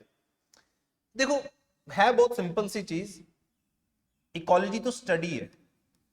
पहली बात क्या है? ये स्टडी है। लॉजी वर्ड आ जाता है तो it is a study. Study किस चीज की? Of ecosystems. क्या है? Study of ecosystem. Now what is this ecosystem? That is a in itself a thing that we have to understand. Ecosystem के लिए अपने को 2 चीजें चाहिए, biotic components and abiotic components. Biotic I think everybody is aware, producers, consumers and decomposers. भाई producers हैं जो खाना बनाएंगे, कंज्यूमर्स प्रोड्यूसर्स के ऊपर डिपेंडेंट है खाने के लिए, और जब ये दोनों मर जाएंगे, ये जब, तो इसके ऊपर कौन फीड करेगा? डीकंपोजर्स। एबायोटिक फैक्टर्स कौन से होते हैं? आपकी temperature, humidity, precipitation, light, soil, atoms, ये सारे आपके क्या हैं? Abiotic factor. हम एज अ ह्यूमन अगर हम बात करें तो अगर हम अपनी बात करते हैं, आप कहीं भी सेक्टर में रहते हो, किसी भी एरिया में रहते हो, तो आपका क्या इंटरेक्शन बायोटिक फैक्टर के साथ होता है, क्या एबायोटिक के साथ भी होता है? दोनों के साथ। भाई अगर मैं बात करूं कि इस रूम में हम हैं तो मेरा इंटरेक्शन तुम्हारे साथ हो रहा है, तो ये क्या है? Biotic interaction. कैसी इंटरेक्शन है वो अलग बात है, पॉजिटिव है नेगेटिव है वो नहीं हम बात कर रहे, हम यहां पे बात कर रहे हैं इंटरेक्शन है किसी भी तरीके की। प्लस एक इंटरेक्शन हमारा इस रूम में भी अगर मैं बात करूं, हमारा इंटरेक्शन एबायोटिक फैक्टर्स के साथ हो रहा है। अभी रूम में एसी चल रहा है, अगर मैं एसी बंद कर दूंगा हम दोनों को स्वेटिंग हो जाएगी, we will be sweating it out. क्यों? क्योंकि हमारी बॉडी का वो इंटरेक्शन है किसके साथ? एबायोटिक फैक्टर के साथ। If I dim the light in this room, my eyes will expand, क्योंकि वो लाइट को ढूंढने की कोशिश करेंगी और देखने की कोशिश करेंगी। अगर मैं लाइट बढ़ा दूंगा तो मेरी आईज क्या हो जाएंगी? छोटी हो जाएंगी। तो ये क्या है? ये भी एक तरह का क्या है? इंटरेक्शन है। सो इसी तरीके से अगर हम बात करते हैं, ये जो दो चीजें होती हैं इनको तो हम क्या बोल देते हैं? Environment, that is biotic and abiotic. But जब इनके बीच में इंटरेक्शन होता है, किसके बीच में? बायोटिक और एबायोटिक के बीच में, और बायोटिक और बायोटिक के बीच में, उस इंटरेक्शन को एक जगह के अंदर हम क्या बोल देते हैं? Ecosystem. So ecosystem is nothing but an area where biotic species interact with themselves and biotic species interact with abiotic factors, और इन सब की स्टडी को हम क्या बोल देते हैं? Ecology. So ecology is nothing but the study of interaction. Clear है? कैसे इंटरेक्शन करते हैं स्पीशीज एक दूसरे के साथ, उसको हम क्या बोल देते हैं? इकोलॉजी। मान लो हमने एक प्रोजेक्ट लॉन्च किया, प्रोजेक्ट चीता। चीता की प्रोटेक्शन करनी है। अगर मुझे चीता की प्रोटेक्शन करनी है या मुझे लेपर्ड्स की प्रोटेक्शन करनी है, तो मेरे को पूरा इकोलॉजी के अंदर चेक करना पड़ेगा, इकोसिस्टम के अंदर चेक करना पड़ेगा कि इस पर्टिकुलर इकोसिस्टम में चीता किसके ऊपर डिपेंडेंट है, चीता को क्या खतरा हो सकता है। मेरे को यह चेक करना पड़ेगा चीता कैसे इंटरेक्ट करता है वेरियस बायोटिक फैक्टर के साथ, और चीता कैसे इंटरेक्ट करता है एबायोटिक फैक्टर के साथ। एक्चुअली अगर डियर की पॉपुलेशन कम है तो चीता सरवाइव नहीं कर पाएगा, लेपर्ड की पॉपुलेशन ज्यादा है तो लेपर्ड इसको हिरा देगा, अगर गर्मी ज्यादा है तो चीता सरवाइव नहीं कर पाएगा। ये सब क्या है? This is nothing but ecology. क्या है ये? इकोलॉजी। इकोलॉजी लोग पढ़ते ही क्यों है? ताकि वो स्पीशीज को कंजर्व कर सके। अगर पता होगा कौन किसके ऊपर डिपेंडेंट है तो उस तरीके से हम बेटर प्रिपेयर कर सकते हैं किसी भी पर्टिकुलर स्पीशीज की कंजर्वेशन। तो वो चीज हमें कहां से पता चलती है? जब हम इकोसिस्टम की स्टडी करते हैं, क्योंकि ecosystem is nothing but the study of interaction. Ecosystem कुछ भी हो सकता है, ये रूम हो सकता है, ये रूम हो सकता है, बाहर कोई एनवायरमेंट हो सकती है कहीं एक जगह पे, बट एक ज्योग्राफिकल रीजन होगा। क्या होगा? एक ज्योग्राफिकल रीजन। तीन तरह के ज्यादातर हम टेरेस्ट्रियल इकोसिस्टम की बात करते हैं। एक होता है फॉरेस्ट, एक होता है ग्रासलैंड, और एक होता है डेजर्ट। तीन तरह के क्या होते हैं? Terrestrial ecosystem. इसके क्लासिक एग्जांपल है, मान लीजिए अफ्रीका का मैप है, ये है 0 डिग्री की line, democratic Republic of Congo है यहाँ पे, ठीक है। अब आपको पता है कि यहाँ पे इक्वाटोरियल टाइप क्लाइमेट रहता है। इक्वाटोरियल टाइप क्या है? सारा साल बारिश होती है, टेम्परेचर भी 20-22 डिग्री रहता है। यहाँ पे ज्यादातर जो ग्रोथ है आपको फॉरेस्ट की होती है, और यहाँ पे आपको क्या मिलते हैं? ट्रॉपिकल रेन फॉरेस्ट, क्योंकि कंडीशंस फेवरेबल है। कौन सी? Temperature and precipitation.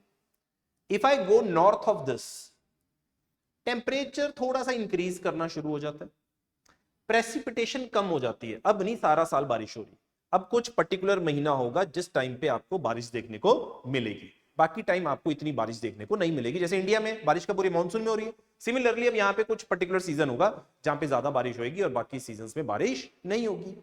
अब बारिश की कमी है, अगर बारिश की कमी है तो यार पेड़ों की फॉर्मेशन नहीं होगी, फॉरेस्ट नहीं बनेगा, घना जंगल नहीं बनेगा, क्योंकि वो सरवाइव नहीं कर पाएगा, क्योंकि जंगल के लिए, पेड़ों के लिए ज्यादा पानी चाहिए, पर यहाँ के पानी की अवेलेबिलिटी क्या है? कम है।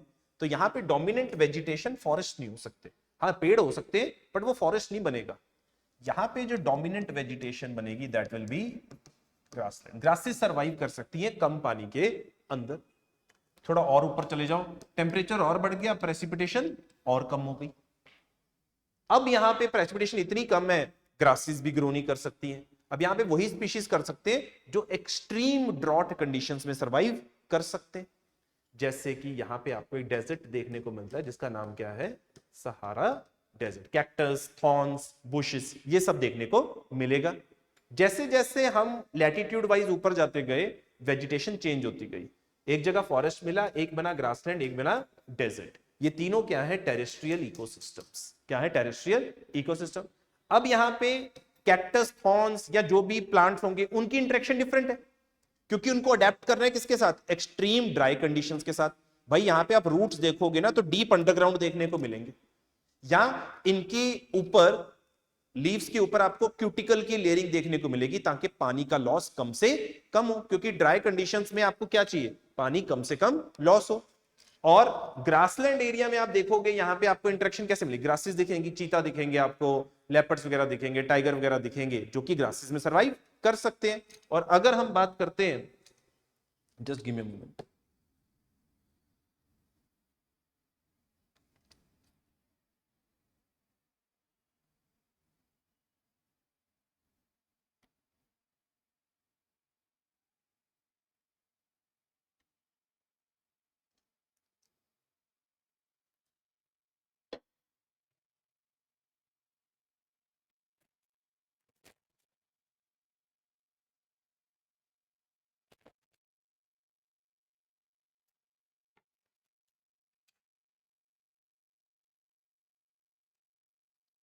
हेलो।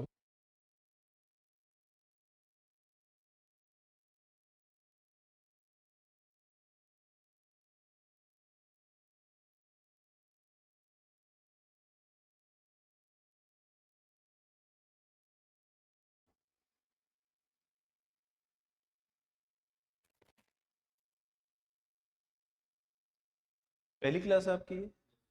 पहले भी इसमें बैच में हो, किसी बैच में? पहली बार आए हो इधर? समझ में आ रहा है कुछ रिलेट कर बात?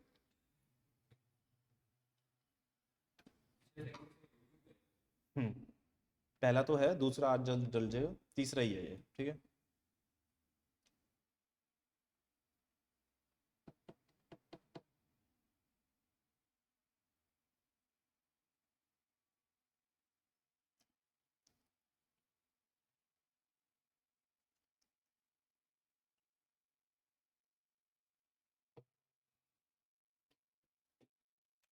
ब्रेक ले लो 5 मिनट की, ठीक है, तब तक ये थोड़ा सा जूम का इशू आ रहा है, ब्रेक ले लो।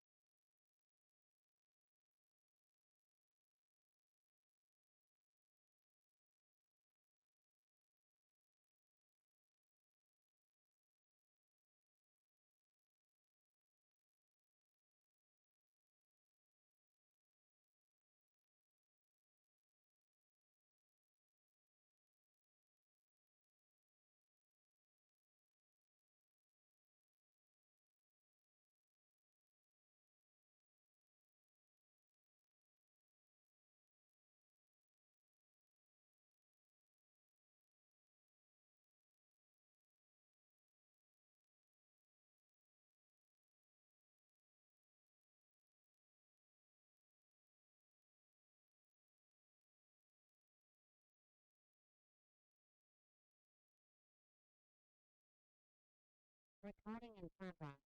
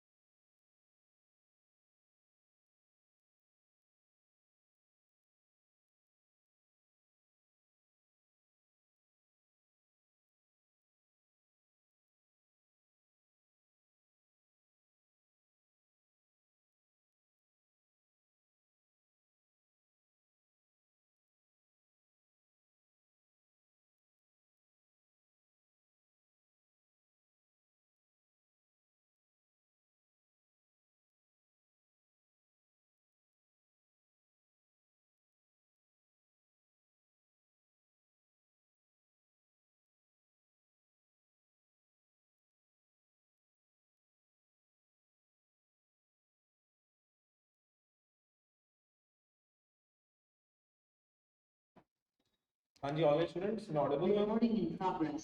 Online students I am Audible? आपने लास्ट कहाँ तक सुना है, एक बार कंफर्म कर दो।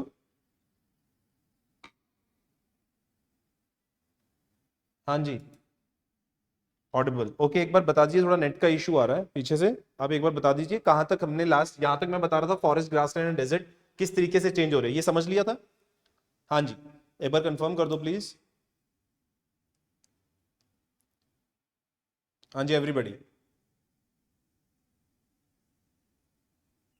कंफर्म है यहाँ तक? हाँ जी एक बार बताओ, ऐसे पता नहीं चलेगा फिर मुझे। ठीक है,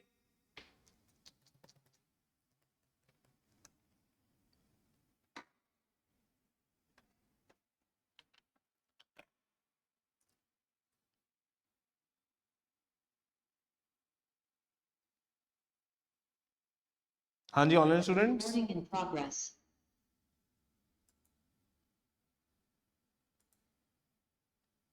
आई know the recording is stopping again, कोशिश करते हैं इस बार ना हो बंद, है ना?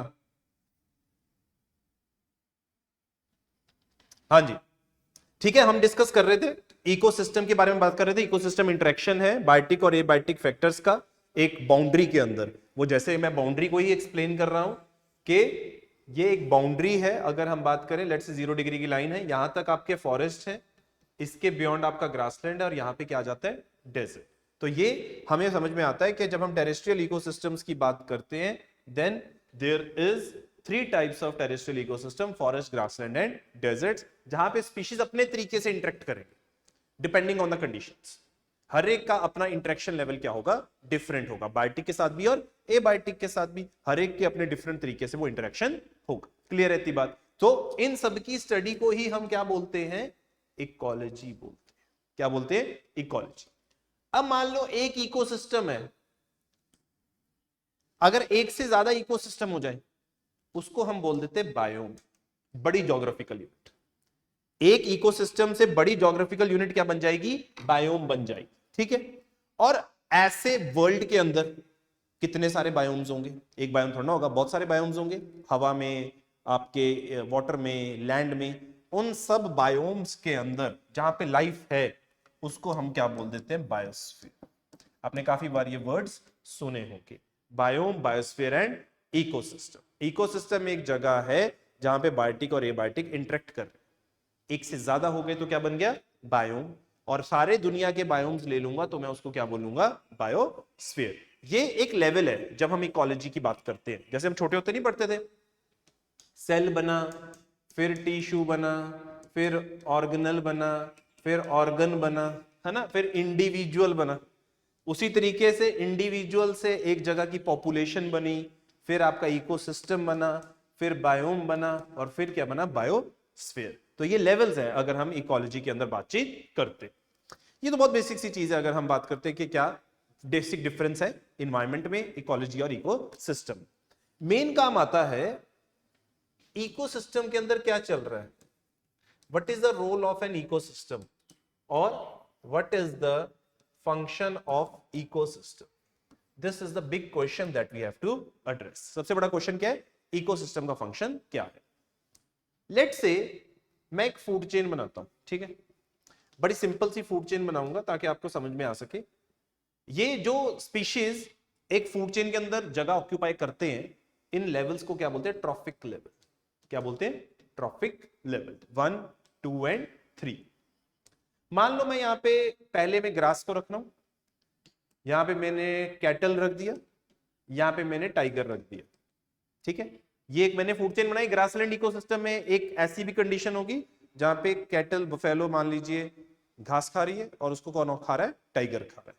ये प्रीडेटर हो गया, ये प्रे हो गया, ये प्रीडेटर हो गया, ये प्रे हो गया। अब ग्रास का मेन काम क्या है, या ग्रासेस का मेन काम क्या है, प्लांट्स का मेन काम क्या है, फोटोसिंथेसिस। क्या काम है, फोटोसिंथेसिस। अगर मैं कार्बन डाइऑक्साइड की बात करता हूं और पानी की बात करता हूं, ये तो यार अवेलेबल ही है, ये तो अवेलेबल ही है। इनको हम बोलते हैं इनऑर्गेनिक मैटर। इसमें कोई लाइफ नहीं है, देयर इज नो लाइफ। या आप इसको ऐसे भी समझ सकते हो केमिस्ट्री पॉइंट ऑफ व्यू से, जहां पे कार्बन हाइड्रोजन का बॉन्ड नहीं है उनको हम क्या बोलते हैं, इनऑर्गेनिक सब्सटेंसेस। ये दो इनऑर्गेनिक सब्सटेंसेस सनलाइट की प्रेजेंस में रिएक्ट करेंगे और ये क्या बनाएंगे? बेसिक चीज क्या है? Oxygen plus C6H12O6। यही है बेसिक फोटोसिंथेसिस की रिएक्शन। ये तो चलो सर्वाइवल के लिए इंपॉर्टेंट है। ये आपके खाना है। क्या है ये आपका खाना? ग्लूकोज कहते हैं इसको। मैं कह सकता हूं ये ऑर्गेनिक मैटर है, कार्बन और हाइड्रोजन का बॉन्ड है। ये आपका क्या है? Organic matter. और I can say this is source of energy. तो पहला काम क्या है? ग्रीन प्लांट्स का प्रोड्यूसर्स का खाना बनाना through the process of photosynthesis. Let say producers ने फोटोसिंथेसिस करी अपनी मैक्सिमम कैपेसिटी पे और 100 यूनिट्स खाना प्रिपेयर किया। कितने यूनिट्स? 100 यूनिट्स। अब इन प्रोड्यूसर्स को अपने लिए भी तो कुछ चाहिए। मान लीजिए इन्होंने 50 यूनिट्स अपने लिए ले लिए, बाकी कितने बचे? 50। अब ये 50 जो हैं ये नेक्स्ट स्टेज पे पास हो सकते हैं। कितने पास हो सकते हैं? 50 यूनिट्स पास हो सकते हैं। बट एक इकोलॉजिस्ट था लाइनमैन करके, वो कहता था 50 का 50 पास नहीं होगा, सिर्फ 50 का कितने परसेंट पास होगा? 10% पास होगा। जब इन दोनों में इंटरेक्शन होगा तो जो ऑर्गेनिक मैटर या एनर्जी ट्रांसफर होगी वो 5 यूनिट ही होगी, दैट इज 10% ऑफ 50। कैटल ने मान लीजिए 4 यूनिट अपने पास रख लिए, पीछे कितने बचे? 1 यूनिट। इसका 10% ही पास होगा, दैट विल बी 0.1। तो जैसे जैसे मैं फूड चेन में जाता जा रहा हूं, energy is keep on decreasing. Energy क्या होती जा रही है? कम होती जा रही है। ये एक गोल्डन रूल है जब हम इकोसिस्टम स्टडी करते हैं। सबसे ज्यादा एनर्जी पहली स्टेज पे होगी, that will be the stage of the producers. जैसे जैसे हम आगे पास करते जाएंगे एनर्जी कम होती जाएगी। ग्रीन प्लांट्स ने खाना बनाना है, प्रोड्यूसर्स ने, और वो जो प्रोसेस है जिससे वो खाना बनाते हैं उसको हम क्या बोलते हैं? प्रोडक्टिविटी। क्या बोलते हैं? प्रोडक्टिविटी। प्रोडक्टिविटी अगर मैं तुमसे पूछूं सबसे ज्यादा डिपेंडेंट किस चीज के ऊपर है? क्या फैक्टर है? हाँ जी everybody, online students tell me, अगर हम प्रोडक्टिविटी की बात करते हैं सबसे ज्यादा इंपॉर्टेंट रोल प्रोडक्टिविटी में क्या चीज प्ले करती है?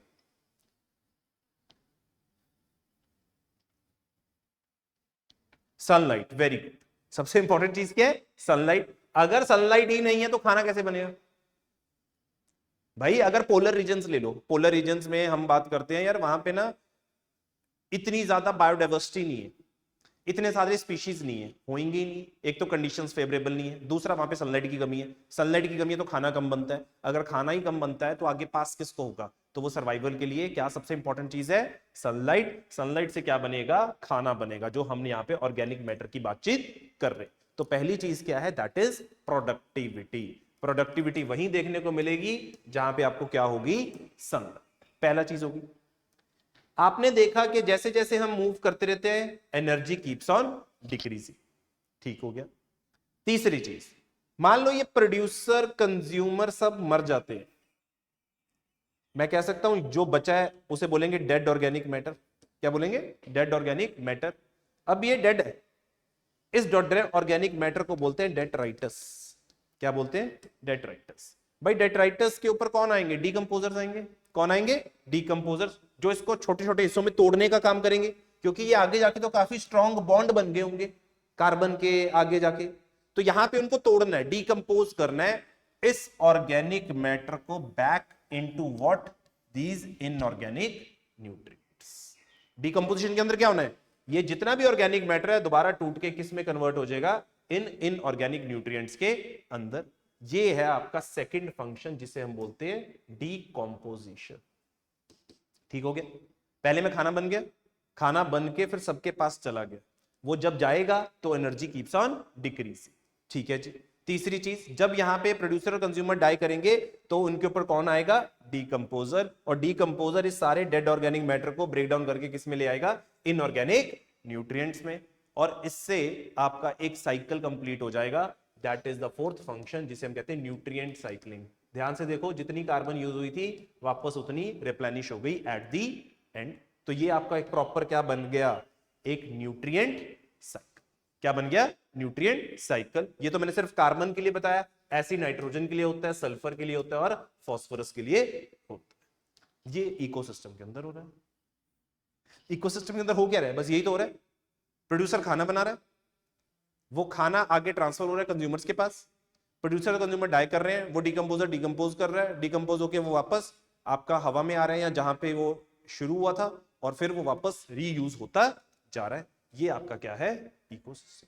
तभी तो कहते हैं इकोसिस्टम अपने आप में सेल्फ सस्टेनेबल होता है, उसे बाहर से कोई इंटरवेंशन नहीं चाहिए होती है, वो अपने आप में क्या है? सेल्फ सस्टेनेबल है, उसे बाहर से और किसी चीज की रिक्वायरमेंट नहीं होती है। तो ये एक बेसिक चीज है जो हमें पता होनी चाहिए जब हम किसकी बात करते हैं? इकोसिस्टम की बात करते हैं। तो जब हम फंक्शंस की बात करते हैं, पहला फंक्शन क्या होता है? That is productivity. It is the rate of formation of organic matter. Second is decomposition. That is decomposition of dead organic matter into the inorganic nutrients. Third is energy flow. जैसे जैसे आप एक trophic level से दूसरे trophic level तक जाओगे, energy will keep on decreasing.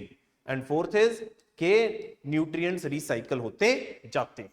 That is आपने atmosphere से न्यूट्रिएंट लिया, ये बायोटिक फैक्टर था, फिर वो गया बायोटिक फैक्टर्स के पास, प्रोड्यूसर कंज्यूमर एंड डीकंपोजर, और वापस वो कहां पे आ गया? दोबारा एबायोटिक फैक्टर्स में. ये पूरा प्रोसेस क्या बन गया? Nutrient cycling. बात खत्म. ये आपके 4 मेजर फंक्शंस हैं अगर हम किसकी बात करते हैं? इकोसिस्टम. लिख लो एक बार हेडिंग डाल के, फंक्शंस ऑफ इकोसिस्टम. हाँ जी, यहां तक क्लियर है सभी को?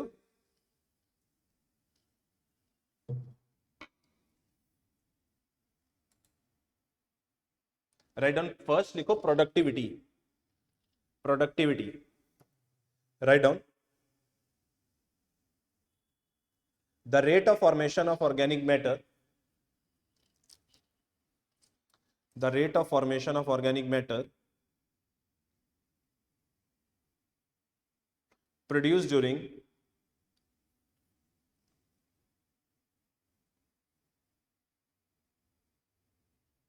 photosynthesis.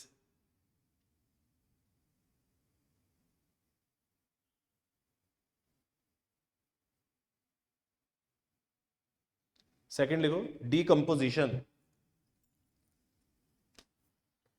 Decomposition. Write down. It is a process under which decomposers break down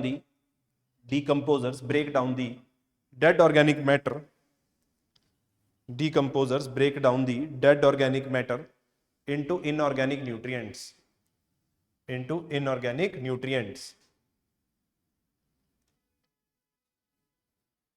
third लिखो energy flow.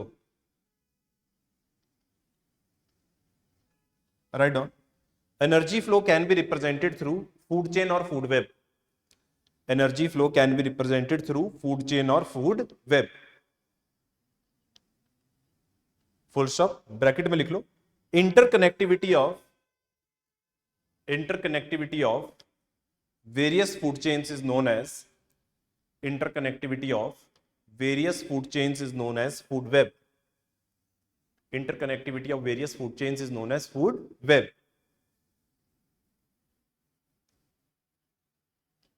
Full stop.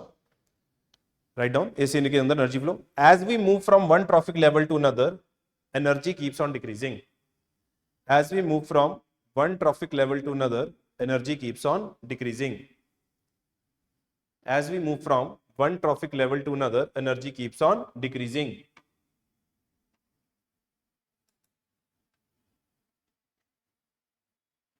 Fourth लिखिए न्यूट्रिएंट साइक्लिंग. न्यूट्रिएंट साइक्लिंग और बायोजियोकेमिकल साइकिल. न्यूट्रिएंट साइक्लिंग और biogeochemical cycle. Right down. The transfer of nutrients from abiotic factor, the transfer of nutrients from abiotic factor to biotic factors,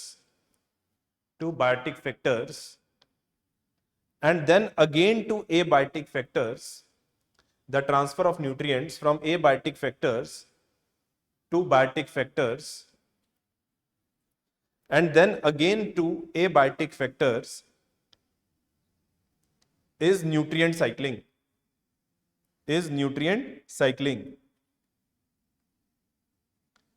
There are two types of nutrient cycle.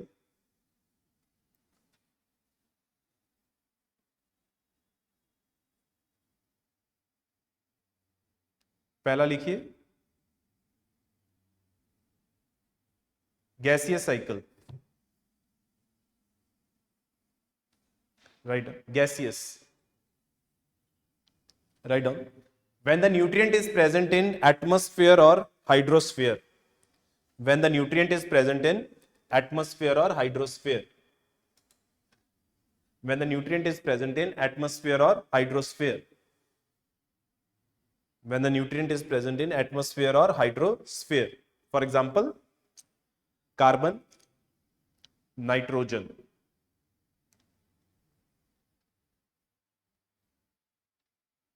Second लिखो sedimentary cycle, sedimentary cycle, right down, when the nutrient is present in, when the nutrient is present in earth's crust or lithosphere, when the nutrient is present in earth's crust or lithosphere, example में लिख लीजिए sulphur and phosphorus, sulphur and phosphorus,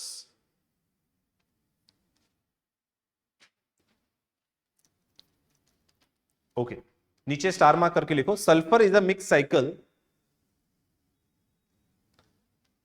sulfur is a mixed cycle as it has certain component of gaseous form as well. It is a mixed cycle as it has a certain form of gaseous component as well. कैसे होता है gaseous sulphur का? Sulphur dioxide, ये thermal power plant से निकलती है, vehicular combustion से निकलती है, राइट? तो ये सारे आपके सोर्सेज हैं अगर हम बात करते हैं किसकी, सल्फर डाइऑक्साइड की, और आपकी वो अर्थ की क्रस्ट में भी है, दोनों फॉर्म में मिलती है, सेडिमेंट्स में भी मिलती है और इसमें भी मिलती है, तो इसलिए हम इसको क्या बोलते हैं, मिक्स्ड साइकिल। क्लियर है तीन बार? ओके, नेक्स्ट हेडिंग लिखो terminologies associated with ecology, terminologies associated with ecology, ठीक है, फटाफट लिखो। पहला लिखिए ecological niche, ecological niche, right down, right down, hyphen डाल के लिखो specialisation of a species, it is the specialisation of a species in an ecosystem, it's a specialization of a species in an ecosystem, specialization of species in an ecosystem, ठीक है जी, full stop. No two species can have same ecological niche, no two species can have same ecological niche, no two species can have same ecological niche. इसका मतलब ये है कि हर एक species का अपना एक रोल है जो वही परफॉर्म करता है। अब यहां पे देख लिए राजमुद्रा एज पे, मैं एनवायरनमेंट पढ़ा रहा हूं तो मैं ही पढ़ा रहा हूं, कोई और तो नहीं आ रहा, पॉलिटी है कोई और पढ़ा रहा है, इकोनॉमिक्स है कोई और पढ़ाएगा, सबके अपने रोल डिफाइन है ना। तो स्पीशीज के अंदर हर एक का रोल डिफाइन है कि भाई अगर टाइगर का रोल है कि अगर उसको इतने स्पीशीज पे प्रे करना है तो वो करेगा, तो हर एक का अपना रोल डिफाइन है, उस चीज को हम क्या बोलते हैं, इकोलॉजिकल नीश। सेकेंड लिखिए ecotone, ECOTONE, ecotone, write down. It's a zone of transition between two ecosystems. It is the zone of transition between two ecosystems.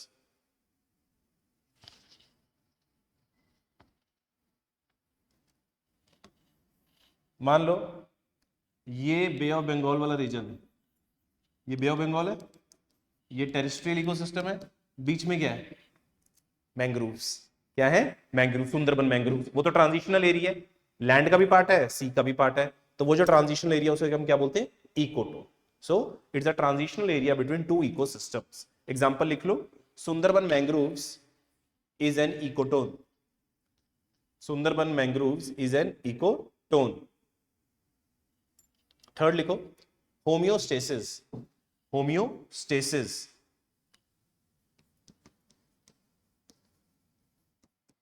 write down. It is the ability of a species, it is the ability of the species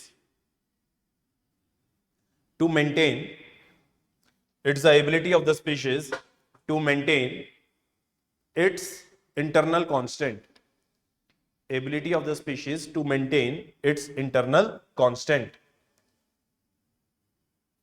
अब ये बड़ा अच्छा सा concept है। देखो, हमने देखा है कि या तो कंडीशंस फेवरेबल होती हैं या अनफेवरेबल होती हैं। ठीक है, जैसे यूएफसी में समझ लेना है ना, रेसलिंग वाली, या तो फेवरेबल कंडीशंस होती है, दूसरी क्या होती है, अनफेवरेबल।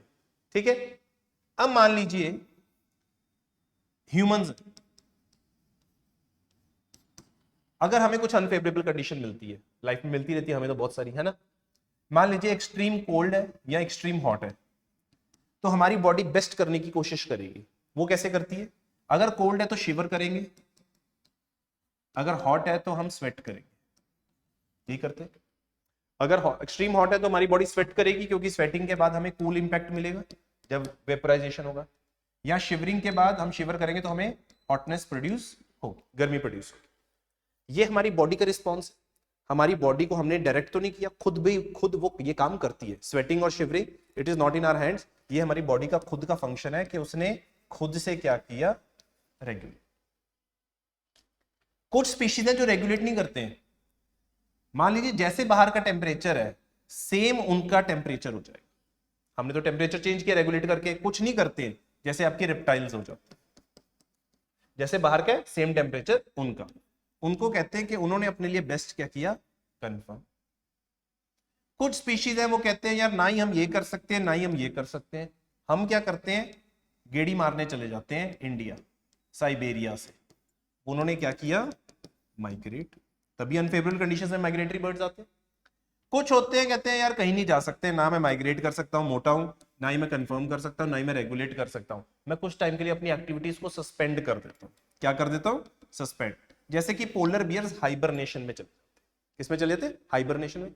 क्या मैं कह सकता हूं चारों जगहों में हर एक स्पीशीज ने अपने लिए बेस्ट किए ताकि वो उस अनफेवरेबल कंडीशन को सर्वाइव कर सके।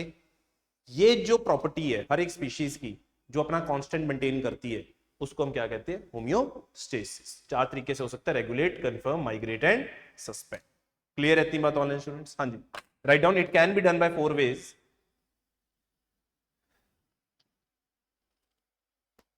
Right down, regulate, confirm, migrate, and 4th is suspend.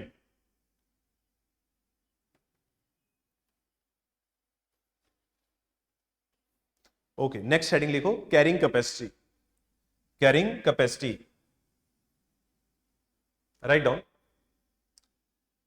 when the resources are limited, when the resources are limited,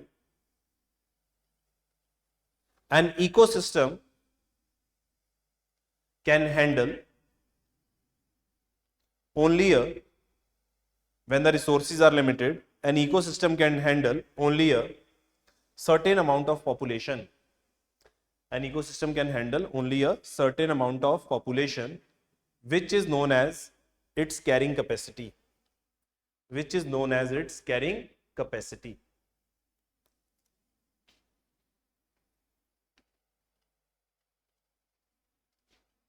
मान लो एक इकोसिस्टम है जहां पे लेट्स से एक जगह, ये एक लिमिटेड सी जगह,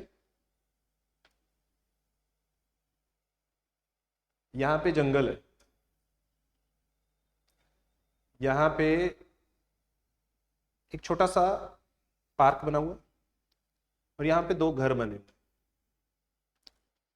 एक गाड़ी लगा लो दोनों के पास है, ग्रीन पार्क है, बच्चे यहाँ पे खेल लेते हैं, सामने से फॉरेस्ट है। क्या मैं कह सकता हूँ बड़े सस्टेनेबल तरीके से जी रहे हैं लोग, क्लीन एयर है, नो ट्रैफिक है, कंजेशन नहीं है, हवा साफ सुथरी है, पोल्यूशन नहीं है, कुछ नहीं है, हरियाली हरियाली है।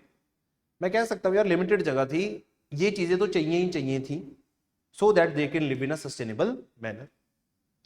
अब होगी डेवलपमेंट, अब होगी कमर्शियल डेवलपमेंट, जंगल उड़ गया, जंगल की जगह आ गया मॉल, इलांटे मॉल, ग्रीन पार्क को हटा दिया, ग्रीन पार्क के सामने आ गई ये कमर्शियल फ्लैट्स, फ्लैट्स लगा लो, कमर्शियल थोड़ा रेजिडेंशियल फ्लैट्स है।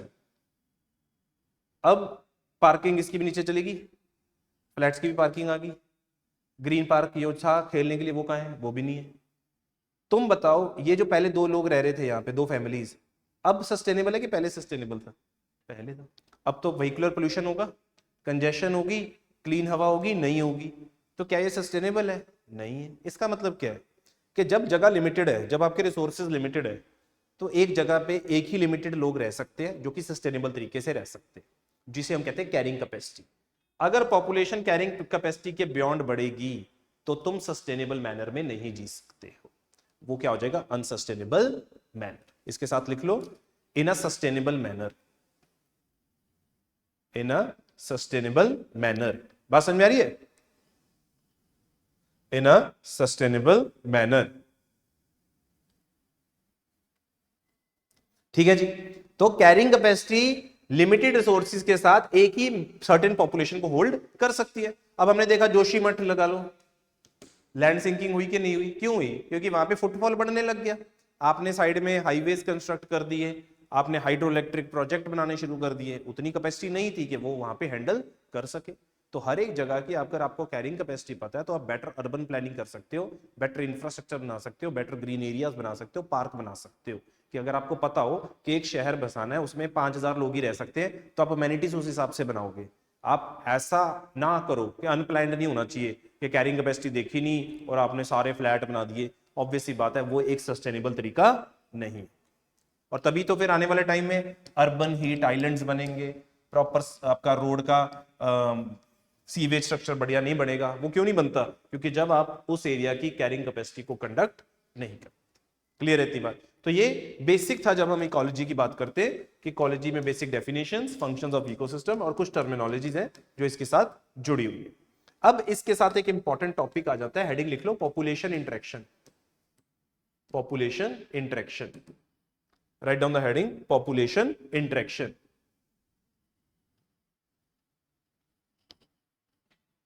बड़ा सिंपल है। अगर मान लो दो स्पीशीज इंटरेक्ट कर रहे हैं, हो सकता है एक का फायदा हो दूसरे का नुकसान हो सकता है एक का फायदा हो दूसरे को कोई फर्क ना पड़ रहा हो सकता है एक का नुकसान हो किसी को फर्क ना पड़ रहा हो, या दोनों का क्या हो रहा हो? फायदा हो रहा हो। ऐसी इंटरेक्शंस हो सकती है, या दोनों को नुकसान हो रहा हो। अगर एक का फायदा दूसरे का नुकसान, ये हमें दो जगह देखने को मिलता है। एक तो प्रेडेशन में, जहां पे टाइगर है वो कैटल के ऊपर है, प्रे है, तो टाइगर का फायदा कैटल का नुकसान, दैट इज प्लस माइनस। एक और जगह देखने को मिलता है प्लस माइनस, पैरासिटिज्म में, जहां पे पैरासाइट किसकी बॉडी पे रहता है? होस्ट की बॉडी में रहता है। फायदा किसका होता है? पैरासाइट का। नुकसान किसका होता है? होस्ट का। प्लस एंड जीरो देखने को मिलता है कमेंसलिज्म में। अब ये कमेंसलिज्म क्या है? मान लीजिए कैटल है, ठीक है, देखो बनती कि नहीं बनती, ऊपर एक बर्ड है, ठीक है, ये कैटल सिर्फ मूव कर रही है ग्रास में, इंसेक्ट बाहर आ रहे हैं और पीछे टेल के आसपास ऐसे मंडरा रहे हैं।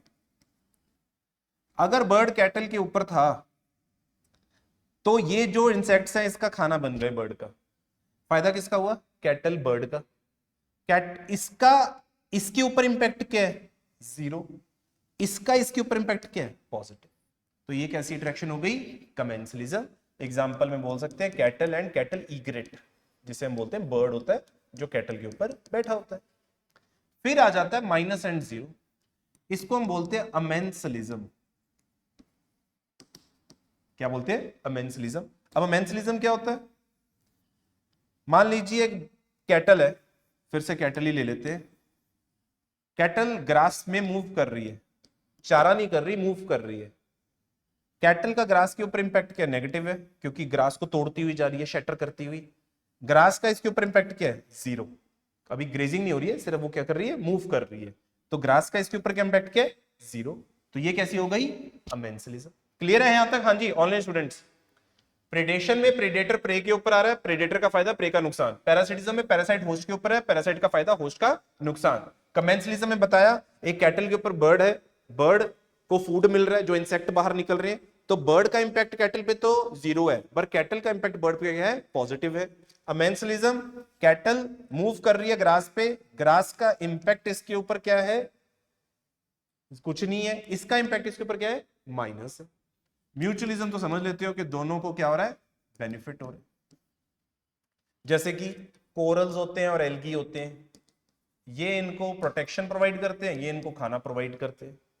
फिर आ जाता है नेगेटिव नेगेटिव, इसे हम बोलते हैं कंपटीशन। जब दो स्पीशीज आपस में लड़ रही होती है, प्रीडेटर मान लीजिए एक लेपर्ड लड़ रहा है, चीता लड़ रहा है, कौन जीतेगा? दोनों का नुकसान होगा, उसे हम क्या बोल देते हैं? कंपटीशन। ये होती है पॉपुलेशन इंटरेक्शन। लिख लो फटाफट। Predation plus minus,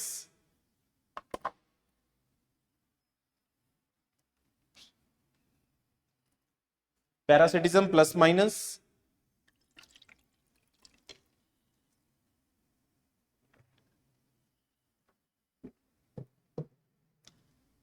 commensalism plus zero. हाँ जी ऑनलाइन स्टूडेंट, यहां तक क्लियर है? एक बार टाइप करो yes. Amensalism minus zero, amensalism minus zero, mutualism plus zero, mutualism plus plus, sorry mutualism plus plus, and competition minus minus. हाँ जी clear है तीन चीज। चलो आज इतना ही करते हैं, ठीक है। कल हम इस टॉपिक को कंप्लीट कर देंगे वेटलैंड्स के साथ, वेटलैंड्स करेंगे, कंप्लीट कर देंगे और पोल्यूशन वाला टॉपिक स्टार्ट कर देंगे, ठीक है। ये मेंशन नहीं है आपके सिलेबस में, बट एक्ट टू मेंशन है, थोड़ा सा देख लेंगे, फिर लास्ट टॉपिक करेंगे फ्राइडे। क्लियर है इतनी बात? चलो ऑनलाइन स्टूडेंट्स कोई डाउट है आप लोग मेरे से पूछ सकते हैं। हाँ जी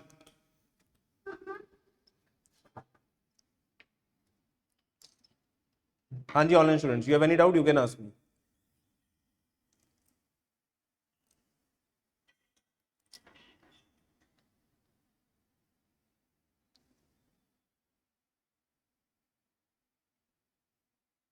सल्फर मिक्स साइकिल है ना श्रेय, एक तो सेडिमेंट्स में मिलता है और एक सल्फर डाइऑक्साइड की फॉर्म में मिलता है, तो गैसियस भी है सेडिमेंट्री भी है।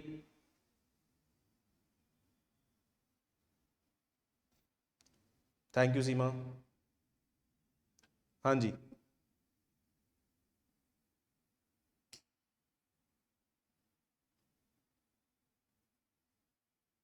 हाँ जी श्रेय, got you, I have given you the answer. Biome, जब एक से ज्यादा इकोसिस्टम हो एक जगह पे, बड़ा एरिया मान लो बस, जहां पे फॉरेस्ट भी हो ग्रासलैंड भी हो, उसे बायोम बोल देंगे। मान लीजिए टुंड्रा बायोम हो गया, है ना, या फिर टाइगा बायोम हो गया।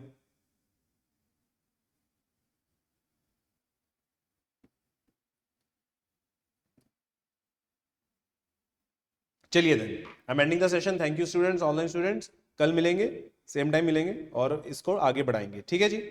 बाकी आप टेस्ट अटेम्प्ट करते रहिए। Okay Recording